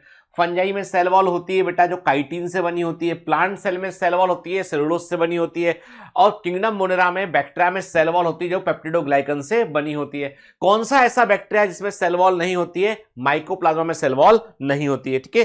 कुछ भी बेटा जब कोई नई चीज पढ़ते हैं, कोई वर्ड आता है ना, तो हमको ये दिमाग में रखना है कि पहले हम क्या पढ़ चुके इसके बारे में, पहले हमने क्या जाना इसके बारे में, दिमाग में वो आना चाहिए बेटा, ठीक है। चलिए क्या लिखा है यहां पे, ए नॉन लिविंग प्रोटोप्लाज्म से बाहर होती है, सेल वॉल प्लाज्मा मेम्ब्रेन से बाहर होती है, याद रखना बेटा, ठीक है। प्रोटोप्लाज्म की या साइटोप्लाज्म की आउटर मोस्ट लिविंग बाउंड्री क्या होती है? Cell membrane. जो सेल मेम्ब्रेन होती है वो प्रोटोप्लाज्म की या साइटोप्लाज्म की आउटर मोस्ट लिविंग बाउंड्री होती है, उसके बाहर सब कुछ नॉन लिविंग होगा। चूंकि ये बाहर है, प्रोटोप्लाज्म से, सेल मेम्ब्रेन से बाहर है, नॉन लिविंग होता है। रिजिड स्ट्रक्चर, मजबूत दृढ़ संरचना होती है, सेल वॉल कहते हैं इसे, जो आउटर कवरिंग में आती है, कहां पे? सेल मेम्ब्रेन से बाहर के। फंजाई के अंदर, प्लांट्स के अंदर सेल मेम्ब्रेन से बाहर जो आउटर कवरिंग में आती है वो क्या होती है? सेल वॉल, ठीक है। बैक्टीरिया में क्या होता है? Cell membrane, cell wall and glycocalyx, ठीक है ना। Cell wall not only give the shape to the cell and protect the cell from mechanical damage and infection. It also help in cell to cell interaction and provide barrier to undesirable macromolecule. अब एक ही बात चीज में कई बातें लिखी, देखो cell wall जो होती है वो सेल के शेप को डिसाइड करती है, ठीक है ना। एंड सेल जो है वो हेक्सागोनल होगी। सेल किस शेप की होगी? सेल वॉल का जैसा शेप होगा वैसी सेल दिखाई पड़ेगी आपको, ठीक है। सेल का शेप, ये एमसीक्यू है बेटा, क्या क्या काम करती है? शेप ऑफ सेल डिसाइड करती है। सेल का प्रोटेक्शन प्रोवाइड करती है सेल को, सेल वॉल सेल को प्रोटेक्शन, सुरक्षा प्रोवाइड करती है। इसके अलावा किससे सुरक्षा प्रोवाइड करती है? मैकेनिकल डैमेज और इन्फेक्शन से सुरक्षा प्रोवाइड करती है। फिर सेल टू सेल इंटरेक्शन में इसके थ्रू प्लाज्मोडेस्माटा मूव करते हैं। सेल वॉल के थ्रू जो होते हैं प्रोटोप्लाज्म के धागे आर पार निकलते हैं, उन प्रोटोप्लाज्मिक थ्रेड को हम प्लाज्मोडेस्माटा कहते हैं, उनके आर पार निकलने के लिए जगह प्रोवाइड करती है। तो सेल टू सेल इंटरेक्शन में रोल प्ले करती है, ठीक है ना, थ्रू प्लाज्मोडेस्माटा। याद रखिए, इंटरेक्शन नॉन लिविंग का नॉन लिविंग के साथ नहीं होता है, लिविंग का लिविंग के साथ हो सकता है, इंटरेक्शन लिविंग का हो सकता है, ठीक है। तो जो प्रोटोप्लाज्मिक थ्रेड सेल वॉल से निकलते हैं उन्हें प्लाज्मोडेस्माटा कहते हैं, ठीक है, वो निकलते हैं सेल वॉल से। फिर जो भी अनडिजायरेबल मटेरियल जिनको हमें अंदर नहीं चाहिए, तो सेल वॉल में एक थिकनिंग होती है, एक एक्स्ट्रा डिपोजिशन हो जाएगा, बाहर के फालतू केमिकल सेल के अंदर नहीं आ पाएंगे, ठीक है। एल्गी में वेरी वेरी इंपॉर्टेंट, एल्गी में जो सेल वॉल होती है बनी होती है सेलुलोज से, ग्लैक्टन से, मैनन से और मिनरल्स जैसे कि कैल्शियम कार्बोनेट। जबकि बाकी प्लांट्स में सेल वॉल किससे बनी होती है? सेलुलोज, हेमीसेलुलोज, पैक्टिन और प्रोटीन से बनी होती है। वेरी वेरी इंपॉर्टेंट, ठीक है, एनसीईआरटी का स्टेटमेंट बहुत इंपॉर्टेंट है। एल्गी में सेल वॉल में सेलुलोज के अलावा क्या क्या केमिकल और देखने मिलते हैं? तो एल्गी में शैवाल में या एल्गी क्या होते हैं? Simplest plant. अब किसी को नहीं पता मान लो, तो एल्गी क्या होते हैं? Algae are the simplest plant बेटा। तो जो एल्गी के अंदर सेलुलोज के अलावा सेल वॉल में आपको जो है वो ग्लैक्टन, मैनन, मैनोस से बना होता है, मैनन और मिनरल्स से कैल्शियम कार्बोनेट आपको देखने मिलते हैं, ठीक है। प्लांट सेल में क्या क्या होता है? प्लांट सेल की सेल वॉल में क्या क्या होता है? सेलुलोज होता है, हेमीसेलुलोज होता है, पैक्टिन होता है और प्रोटीन होते हैं। और ये प्रोटीन क्या होते हैं बेटा? जनरली ये होते हैं एक्सपांसिन प्रोटीन,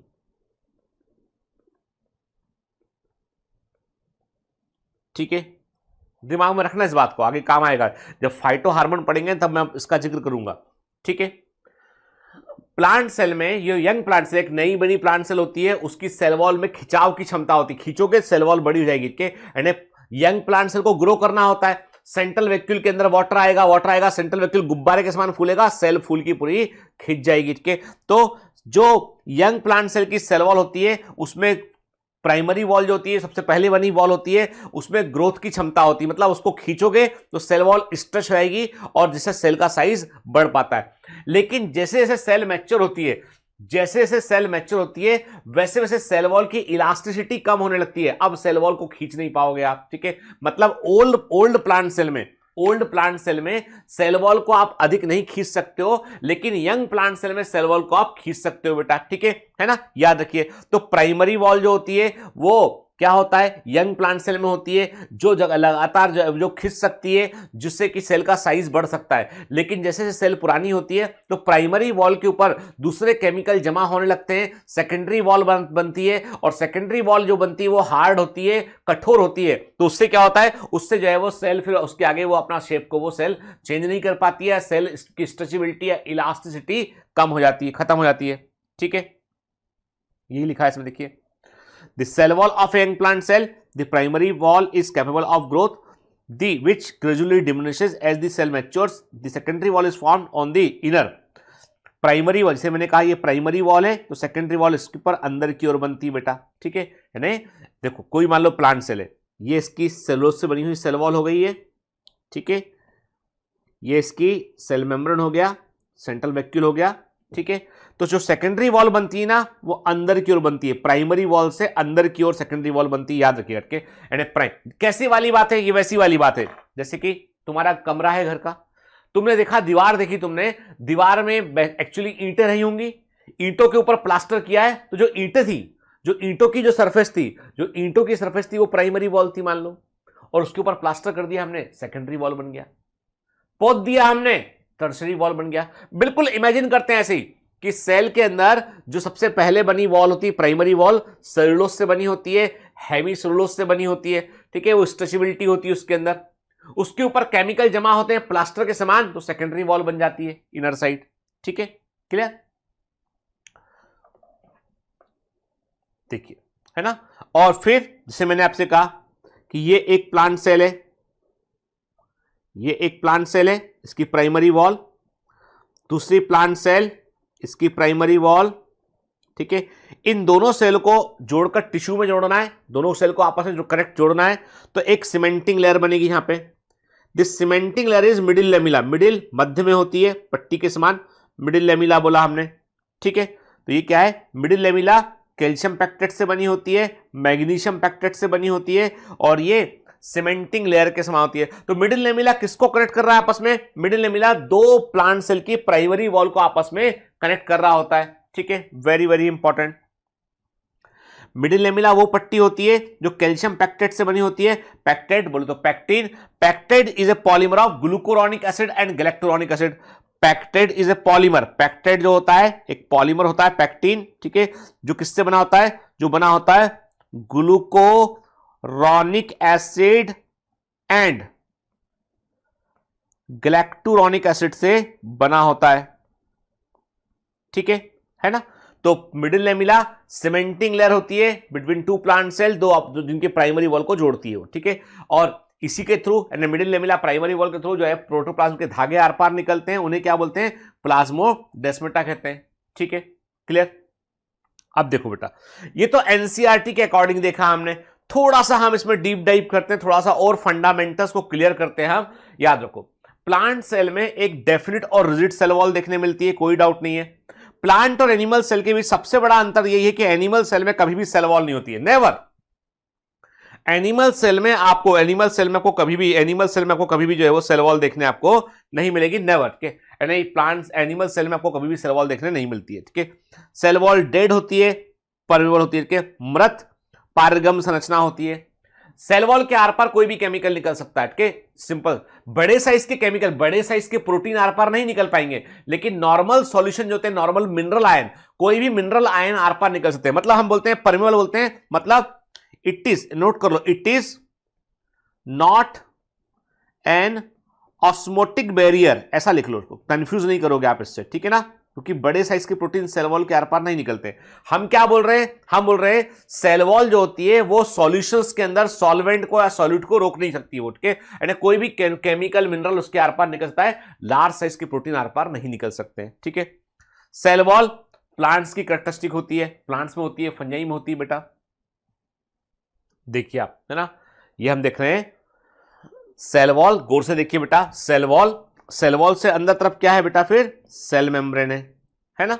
ठीक है, और ये देख रहे हो आप क्या, ये देख रहे हो आप सेल वॉल से जो है वो प्रोटोप्लाज्म के थ्रेड आर पार निकल रहे हैं, दूसरी प्लांट सेल को जाके वो कनेक्ट कर रहे हैं, उन्हें प्लाज्मोडेस्माटा कहते हैं। ठीक है, याद रखिएगा। ठीक, कुछ पॉइंट जो दिमाग में रखना है हमको वो ये कि सेल वॉल जो होता है उसके केमिकल बनकर कहां से आते हैं, सेल वॉल के केमिकल साइटोप्लाज्म से ही बनकर आते हैं, तो it is a product of the cytoplasm. Cell wall कोई भी फिजियोलॉजिकल बाउंड्री के रूप में काम नहीं करता है, मतलब यह है कि यह ऑस्मोसिस की प्रक्रिया को रोक नहीं सकता है। ऑस्मोसिस का मतलब क्या होता है, movement of water molecule from low concentration solution to the high concentration solution. ठीक है ना, तो ये ऑस्मोसिस की प्रोसेस या कोई मिनरल आयन के ट्रांसपोर्ट को ये रोक नहीं सकता है। इसका फंक्शन बेसिकली मैकेनिकल होता है सॉरी, इसका फंक्शन जो है मैकेनिकल होता है बेटा। ये प्रोटेक्शन प्रोवाइड करता है, सेल को शेप प्रोवाइड करता है। ठीक है,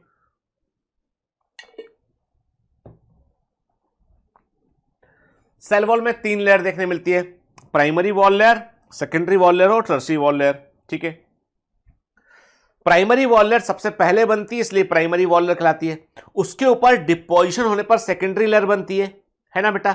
दो सेल के बीच की प्राइमरी लेयर को जोड़ने वाली सीमेंटिंग लेयर को क्या बोलते हैं, मिडिल लेमिला बोलते हैं। ठीक है, क्लियर, देखिए इमेज में, है ना, इमेज कोड से देखिए आपके, middle lamella, primary wall layer, secondary wall layer, देख रहे हो आप। ठीक है, देखो, है ना, मिडिल लेमिला सीमेंटिंग लेयर के समान है, it is like a cementing layer. ठीक है, primary wall layer, secondary wall layer और फिर टर्शियरी वॉल लेयर होती है, और दो प्लांट सेल जो आपस में जुड़ी होती है उनको, जो उनके बीच में जो सीमेंटिंग लेयर है वो मिडिल लेमिला है, वो किसको जोड़ रही होती है आपस में, प्राइमरी वॉल को आपस में वो जोड़ रही होती है। ठीक है ना, तो प्राइमरी वॉल के बारे में याद रखिएगा, 1 से 3 माइक्रोमीटर थिक होती है, सबसे पहले बनने वाली वॉल लेयर होती है, मेनली सेलुलोज से बनी होती है, थिन और इलास्टिक लेयर होती है, पतली प्रत्यास्थ खींचने वाली लेयर होती है। ठीक है, प्राइमरी वॉल लेयर की बात करें।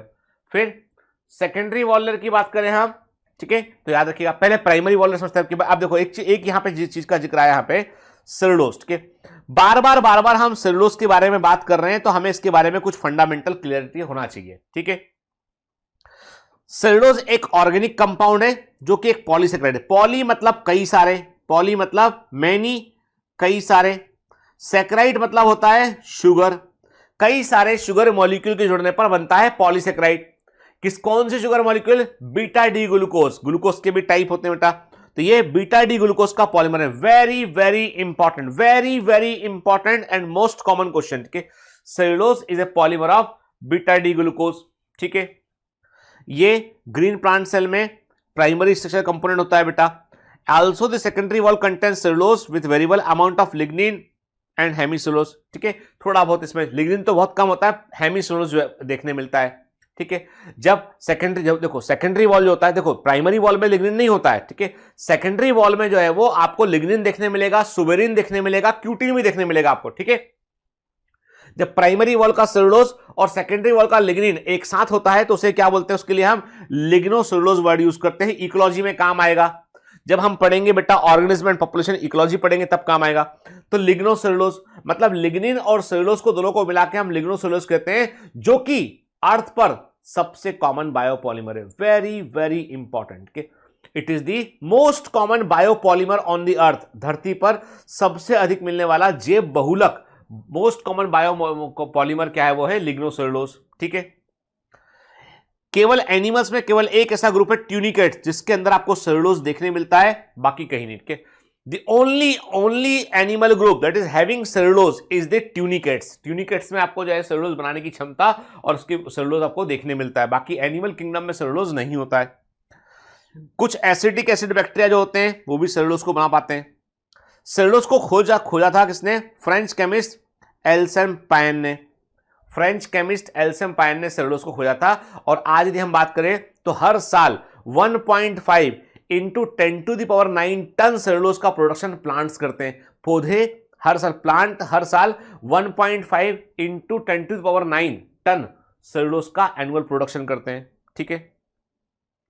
सेकेंडरी वॉल लेयर जो होती है प्राइमरी वॉल लेयर के अंदर तरफ बनती है। वो जैसे ये एक प्लांट सेल का प्राइमरी वॉल लेयर है, तो सेकेंडरी वॉल लेयर कहां बनेगी? वो अंदर की ओर बनेगी वो। ठीक है, अंदर की तरफ केमिकल जमा होंगे, उससे बनेगी वो।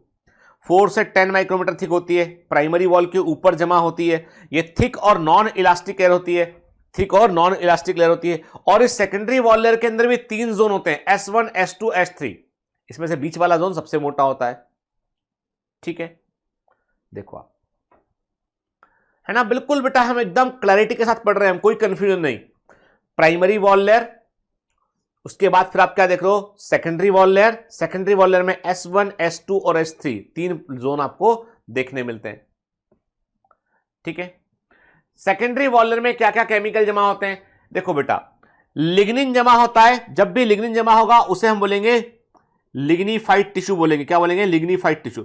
जब मैं कभी वर्ड यूज करूंगा लिग्निफाइड टिश्यू, जब मैं कभी एनाटॉमी पढ़ाऊंगा आपको आगे, एनाटॉमी ऑफ फ्लावरिंग प्लांट पढ़ेंगे, तो मैं बोलूंगा लिग्निफाइड टिश्यू। इसका मतलब है उसकी टिश्यू की सेकेंडरी वॉल में लिग्निन जमा होता है। तो लिग्निन जमा होता है बेटा सेकेंडरी वॉल के फॉर्म में। Lignin is a polymer of coniferyl alcohol. Lignin coniferyl alcohol का पॉलीमर होता है।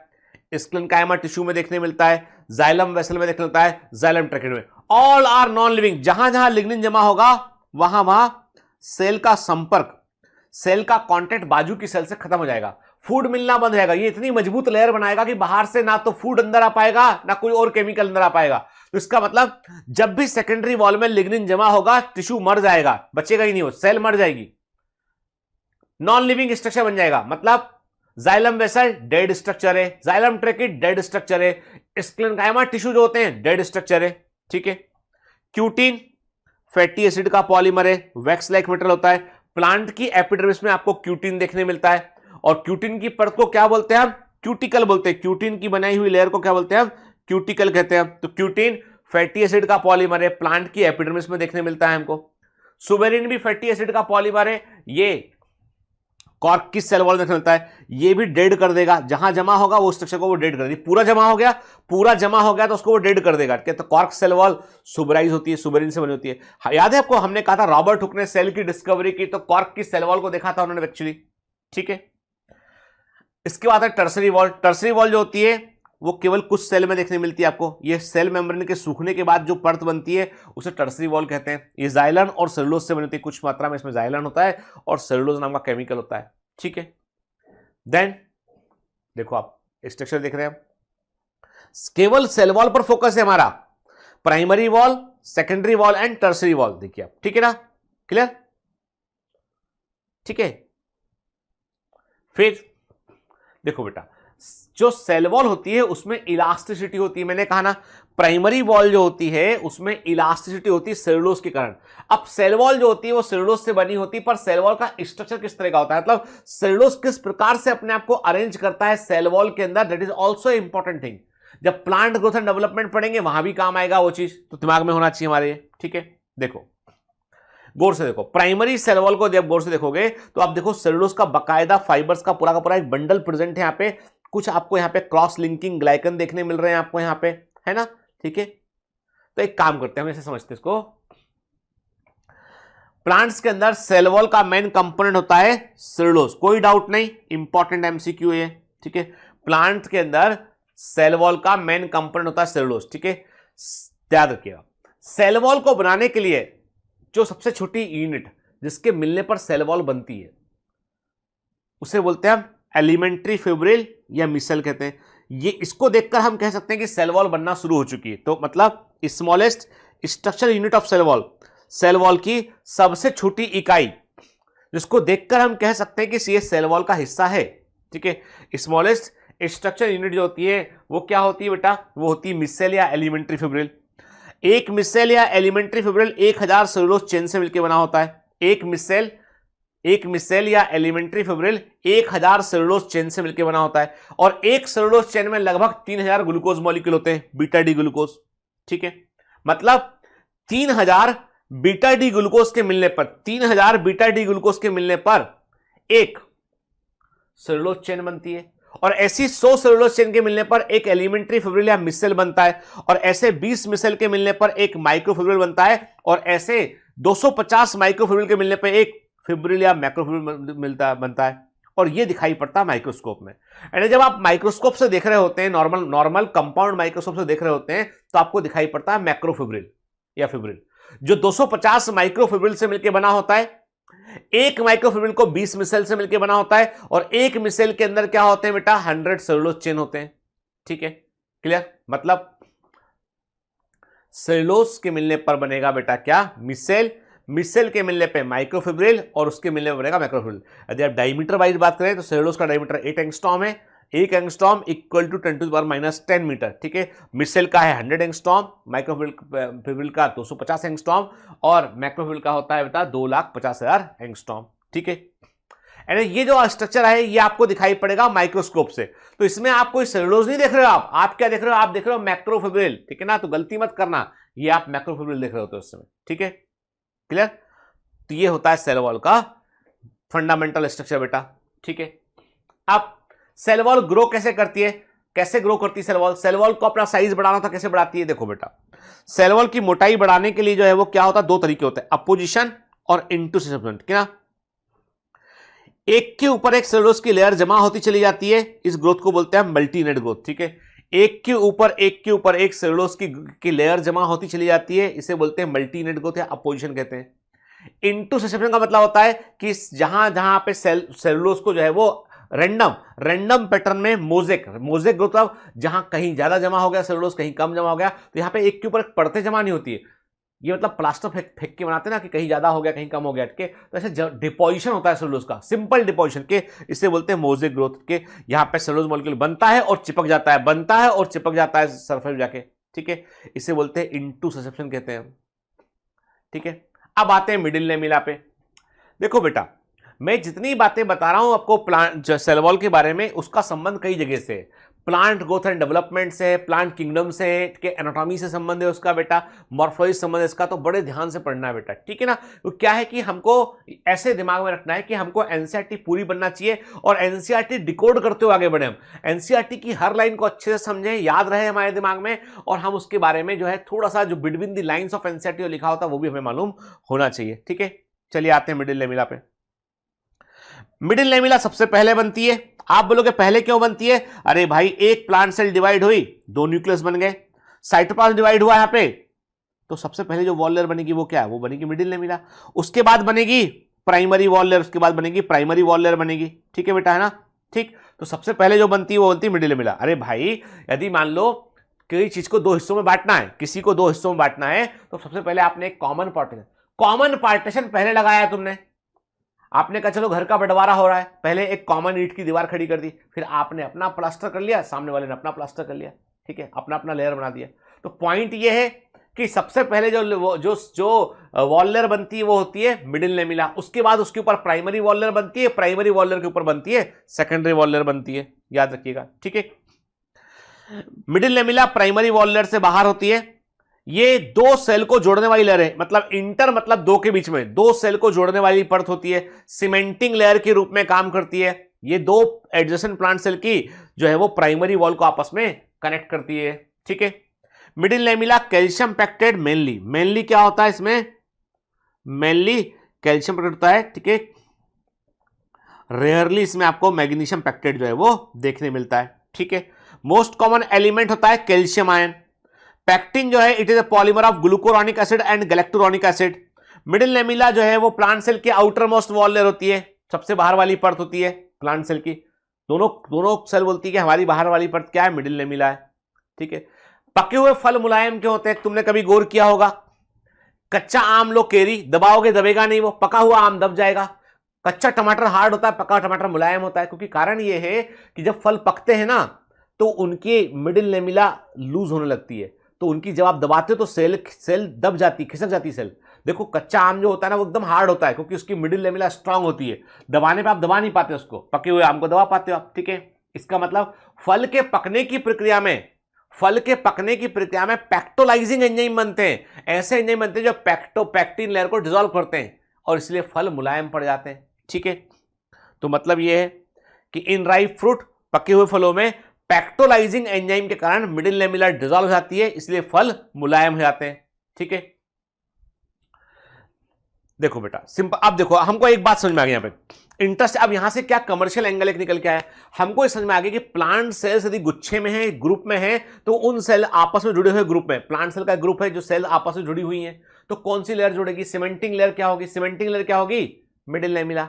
यदि आपको उन प्लांट सेल को अलग अलग करना है तो मिडिल लेमिला को डिसॉल्व करना पड़ेगा आपको। ठीक है, तो फाइबर, प्लांट से मिलने वाले जो फाइबर होते हैं, जो स्क्लेनकाइमेटस फाइबर होते हैं, लंबी लंबी सेल होती हैं जिनमें लिग्निन जमा होता है, उन्हें फाइबर्स बोलते हैं। तो स्क्लेनकाइमा फाइबर सेल होती हैं, वो गुच्छे में, झुंड में होती हैं, बंच में होती हैं, और उनके फाइबर को अलग अलग निकालने के लिए हम क्या करते हैं? मिडिल लेमिला को डिसॉल्व करते हैं। अब इसके लिए हम एसिड इस्तेमाल करते हैं, स्ट्रॉन्ग एसिड्स यूज करते हैं, या कुछ बैक्टीरिया यूज करते हैं, बैक्टीरिया के मीडियम में डाल देंगे, जैसे क्लॉस्ट्रिडियम एसिडोब्यूटारिकम।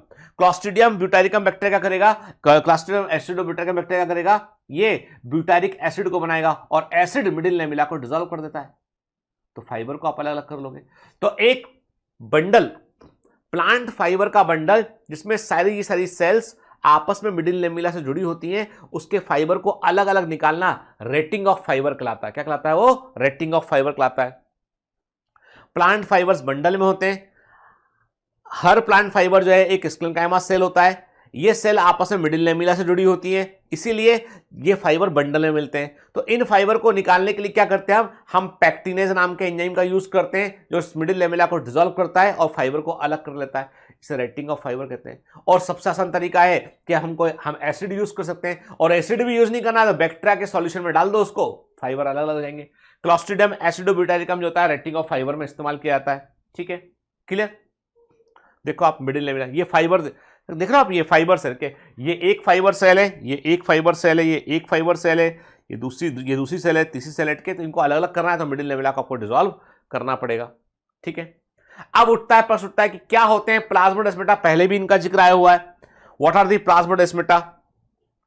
पहली बार इनको स्ट्रासबर्गर ने देखा, ये प्रोटोप्लाज्मिक कनेक्शन होते हैं। अब देखो बेटा, मैं सिंपल सी बात बताता हूं, जैसे फॉर एग्जांपल ये मेरा कमरा है, बाजू में आपका कमरा है, तो मान लो इमेजिन करें मोबाइल फोन नहीं है, मोबाइल फोन नहीं है, आज तो मोबाइल फोन टेक्नोलॉजी आ गई हमारे पास। ठीक है, तो हमने क्या किया, तुम्हारे कमरे में कम्युनिकेट करने के लिए हमने एक छेद कर दिया हमने यहाँ पे। ठीक है, तुम्हारे कमरे में कुछ देना है तो छेद से तुमको दे देते हैं हम, तुम्हें कुछ देना है तो छेद से, दीवार में छेद है, होता है कई बार जिन घरों में बंटवारा हो जाता है वहां पर दीवारें बन जाती है, दीवार में एक छेद होता है, जो घर के लोग अच्छे कनेक्टेड होते हैं ना, वो छेद का इस्तेमाल करते हैं। भाई तुम हमारे घर में सब्जी बनी, तुम ले लो, ये बनाए हलवा, ये ले लो तुम। ठीक है, करते हैं लोग। तो आप समझ लीजिए कि एक सेल वॉल है, वो अपने आप में एक पूरी प्लांट सेल कवर हो गई है। अब उसको बाजू वाली प्लांट सेल से बात करना है तो कोई कम्युनिकेशन का साधन चाहिए, तो इसका प्रोटोप्लाज्म बाजू वाली सेल के प्रोटोप्लाज्म को कुछ बताना चाहता है, इसका प्रोटोप्लाज्म बाजू वाली सेल के प्रोटोप्लाज्म को कुछ बताना चाहता है, तो वो प्रोटोप्लाज्म के धागे भेजता है। प्रोटोप्लाज्मिक थ्रेड है, सेल वॉल से आर पार निकलते हैं और पूरे के पूरे लिविंग सिस्टम को आपस में कनेक्ट कर लेते हैं। जो भी काम करना होगा सब मिलकर करेंगे, वो कम्युनिकेशन करेंगे आपस में। वो कम्युनिकेशन इज ए पावर, ताकत है वो। यदि प्लांट सेल एक दूसरे से कम्युनिकेट नहीं कर पाएंगी तो टिश्यू नहीं बन पाएगा। टिश्यू क्या होता है? सेल्स का ग्रुप होता है जो एक साथ एक तरह का फंक्शन करता है। फंक्शन करने के लिए सबको एक समय में आपको बताना पड़ेगा। तो पॉइंट ये है कि प्लाज्मोडेस्माटा प्रोटोप्लाज्मिक थ्रेड होते हैं तो सेल वॉल के आर पार निकलते हैं, सेल के बीच कंटिन्यूटी को मेंटेन रखते हैं वो। ठीक है, प्रोटोप्लाज्मिक कनेक्शन होते हैं, सेल वॉल के थ्रू निकलते हैं, सेल को आपस में जोड़ते हैं। साइटोप्लाज्मिक ब्रिजेस होते हैं, कोशिका द्रवी सेतु के समान काम करते हैं। ठीक है, इन्हें हम प्लाज्मोडेस्माटा कहते हैं। ठीक है, देखिए आप, प्लाज्मोडेस्माटा सेल को आपस में कनेक्ट कर रहे हैं। ठीक है, सब तरफ सूचना भेज रहे हैं और पूरा का पूरा लिविंग सिस्टम कनेक्टेड होता है इसके थ्रू, इसे बोलते हैं सिम्प्लाज्म। सिम्प्लाज्म मतलब एक प्लांट टिश्यू का पूरा living system through the plasmodesmata आपस में कनेक्टेड होता है, उसको बोलते हैं हम सिम्प्लाज्म कहते हैं। ठीक है, the continuity of cytoplasm from cell to cell is maintained through the plasmodesmata.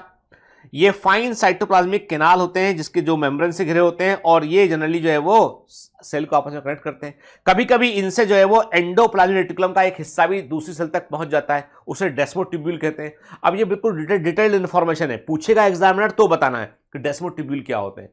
डेस्मोटिब्यूल वो एंडोप्लाज्मिक रेटिकुलम होते हैं जो प्लाज्माडेस्माटा के थ्रू दूसरी सेल तक पहुंच जाते हैं।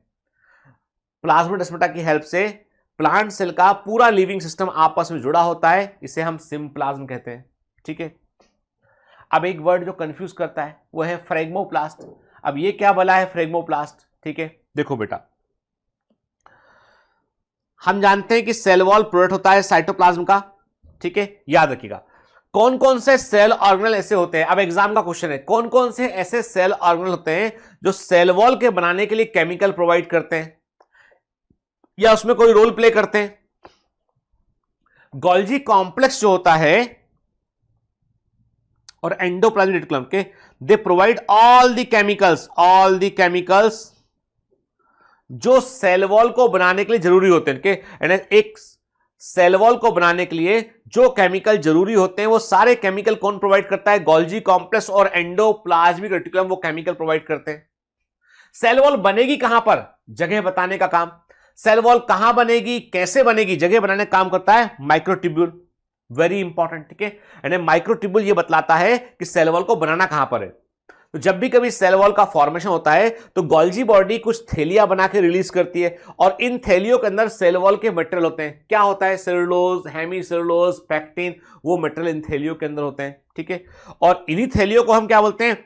फ्रेगमोप्लास्ट कहते हैं, जो अपने आप को अरेंज करती है एक जगह पे और सेल प्लेट बनता है। मान लो ये प्लांट सेल है, 2 न्यूक्लियस हो चुके हैं, अब हमको सेल वॉल बनानी है तो माइक्रोट्यूब्यूल बोलता है देखो ये जगह पे मैंने अपने आप को अरेंज कर लिया है, इस जगह पर तुम लोग, इस जगह पर हमको सेल वॉल बनानी है। तो the plane and place of cell wall formation के लिए जगह को डिसाइड करता है माइक्रोट्यूब्यूल।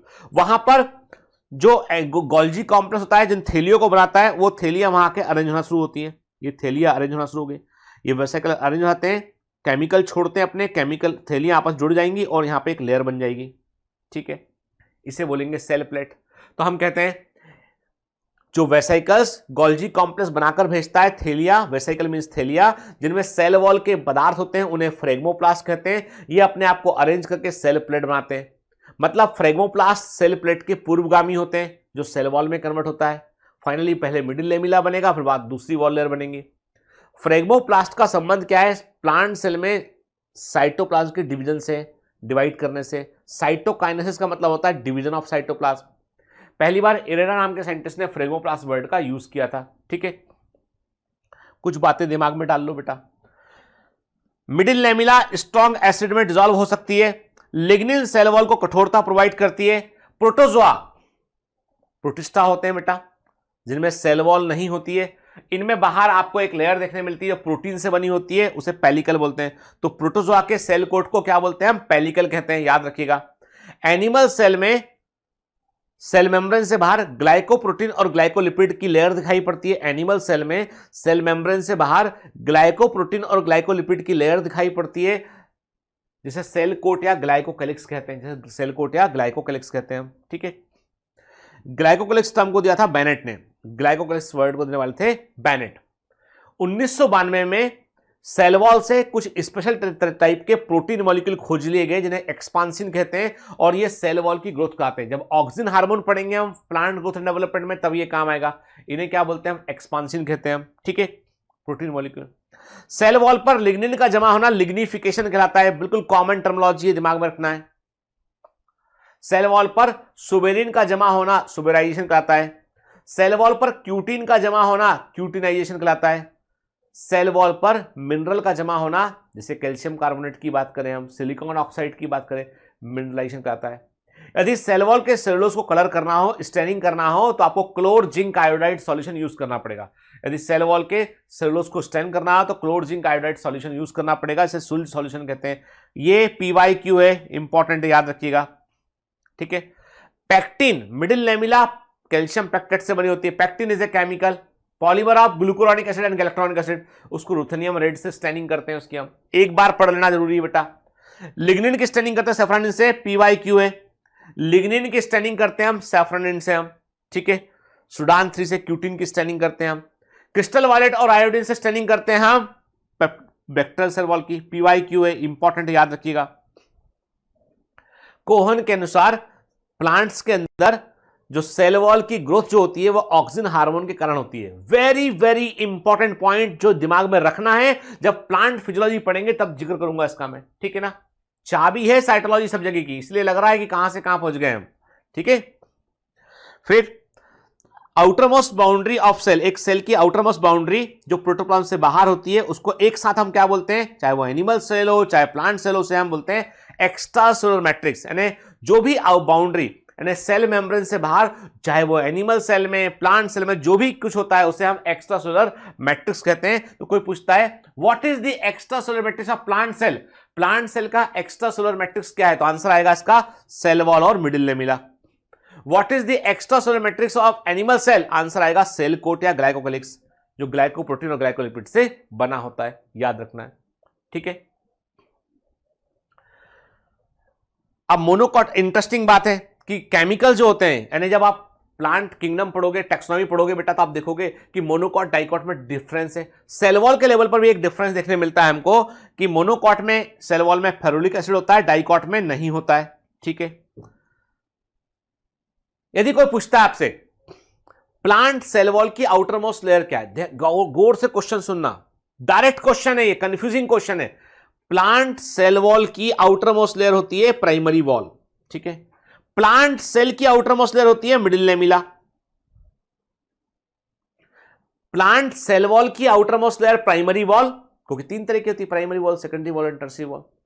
प्लांट सेल की आउटर मोस्ट लेयर होती है मिडिल लेमिला, और middle lamella is a part of cell wall. अब आप कंफ्यूज हो गए कि क्यों भैया, देखो बेटा, कॉमन चीज को सब क्लेम करते हैं, मिडिल लेमिला एक कॉमन चीज है। तो जब हमने बोला सेल वॉल की, प्लांट सेल की outer most layer middle lamella, plant cell wall की आउटर मोस्ट लेयर, तो कॉमन लेयर को छोड़ दिया प्राइमरी वॉल लेयर। लेकिन जब हम कहते हैं मिडिल लेमिला किसका भाग है, तो हम बोलते हैं हाँ, दोनों के पास आधा मिडिल लेमिला का हिस्सा इसका मान सकते हैं, आधा उसका मान सकते हैं। तो ये तो तीनों क्वेश्चन अलग अलग प्रकार से एग्जाम में पूछे गए हैं, ठीक है। तो middle lamella is a part of plant cell wall, outer most layer of plant cell middle lamella, outer most layer of plant cell wall primary wall layer, ठीक है, क्लियर। चलिए, बहुत सारा पढ़ा हमने आज, 2 घंटे की क्लास सर बहुत भारी पड़ती है बेटा, कोर्स कैसे पूरा करेंगे, कोर्स कैसे पूरा करेंगे। यदि हम छोटी छोटी क्लासें लेंगे, पिद्दू पिद्दू सी क्लासें लेंगे, तो कोर्स कैसे पूरा करेंगे। मरे बगैर तो स्वर्ग नहीं मिलता है, मेहनत तो करनी पड़ेगी भाई, हम कर रहे हैं तो तुम्हें करनी पड़ेगी। करियर किसका बनेगा, तुम्हारा बनेगा, ठीक है। तो बेटा मेरी प्रार्थना है आपसे, देखो गुरु कभी प्रार्थना नहीं करता शिष्यों से, पर मैं बोल रहा हूं आपसे, ईमानदारी से कोशिश करो बेटा, फोड़ देना इस बार, ठीक है। अभी नहीं तो कभी नहीं, आज मेहनत करेंगे ना, इसका परिणाम आगे मिलेगा हमें, ठीक है। चलो बेटा, जय हिंद।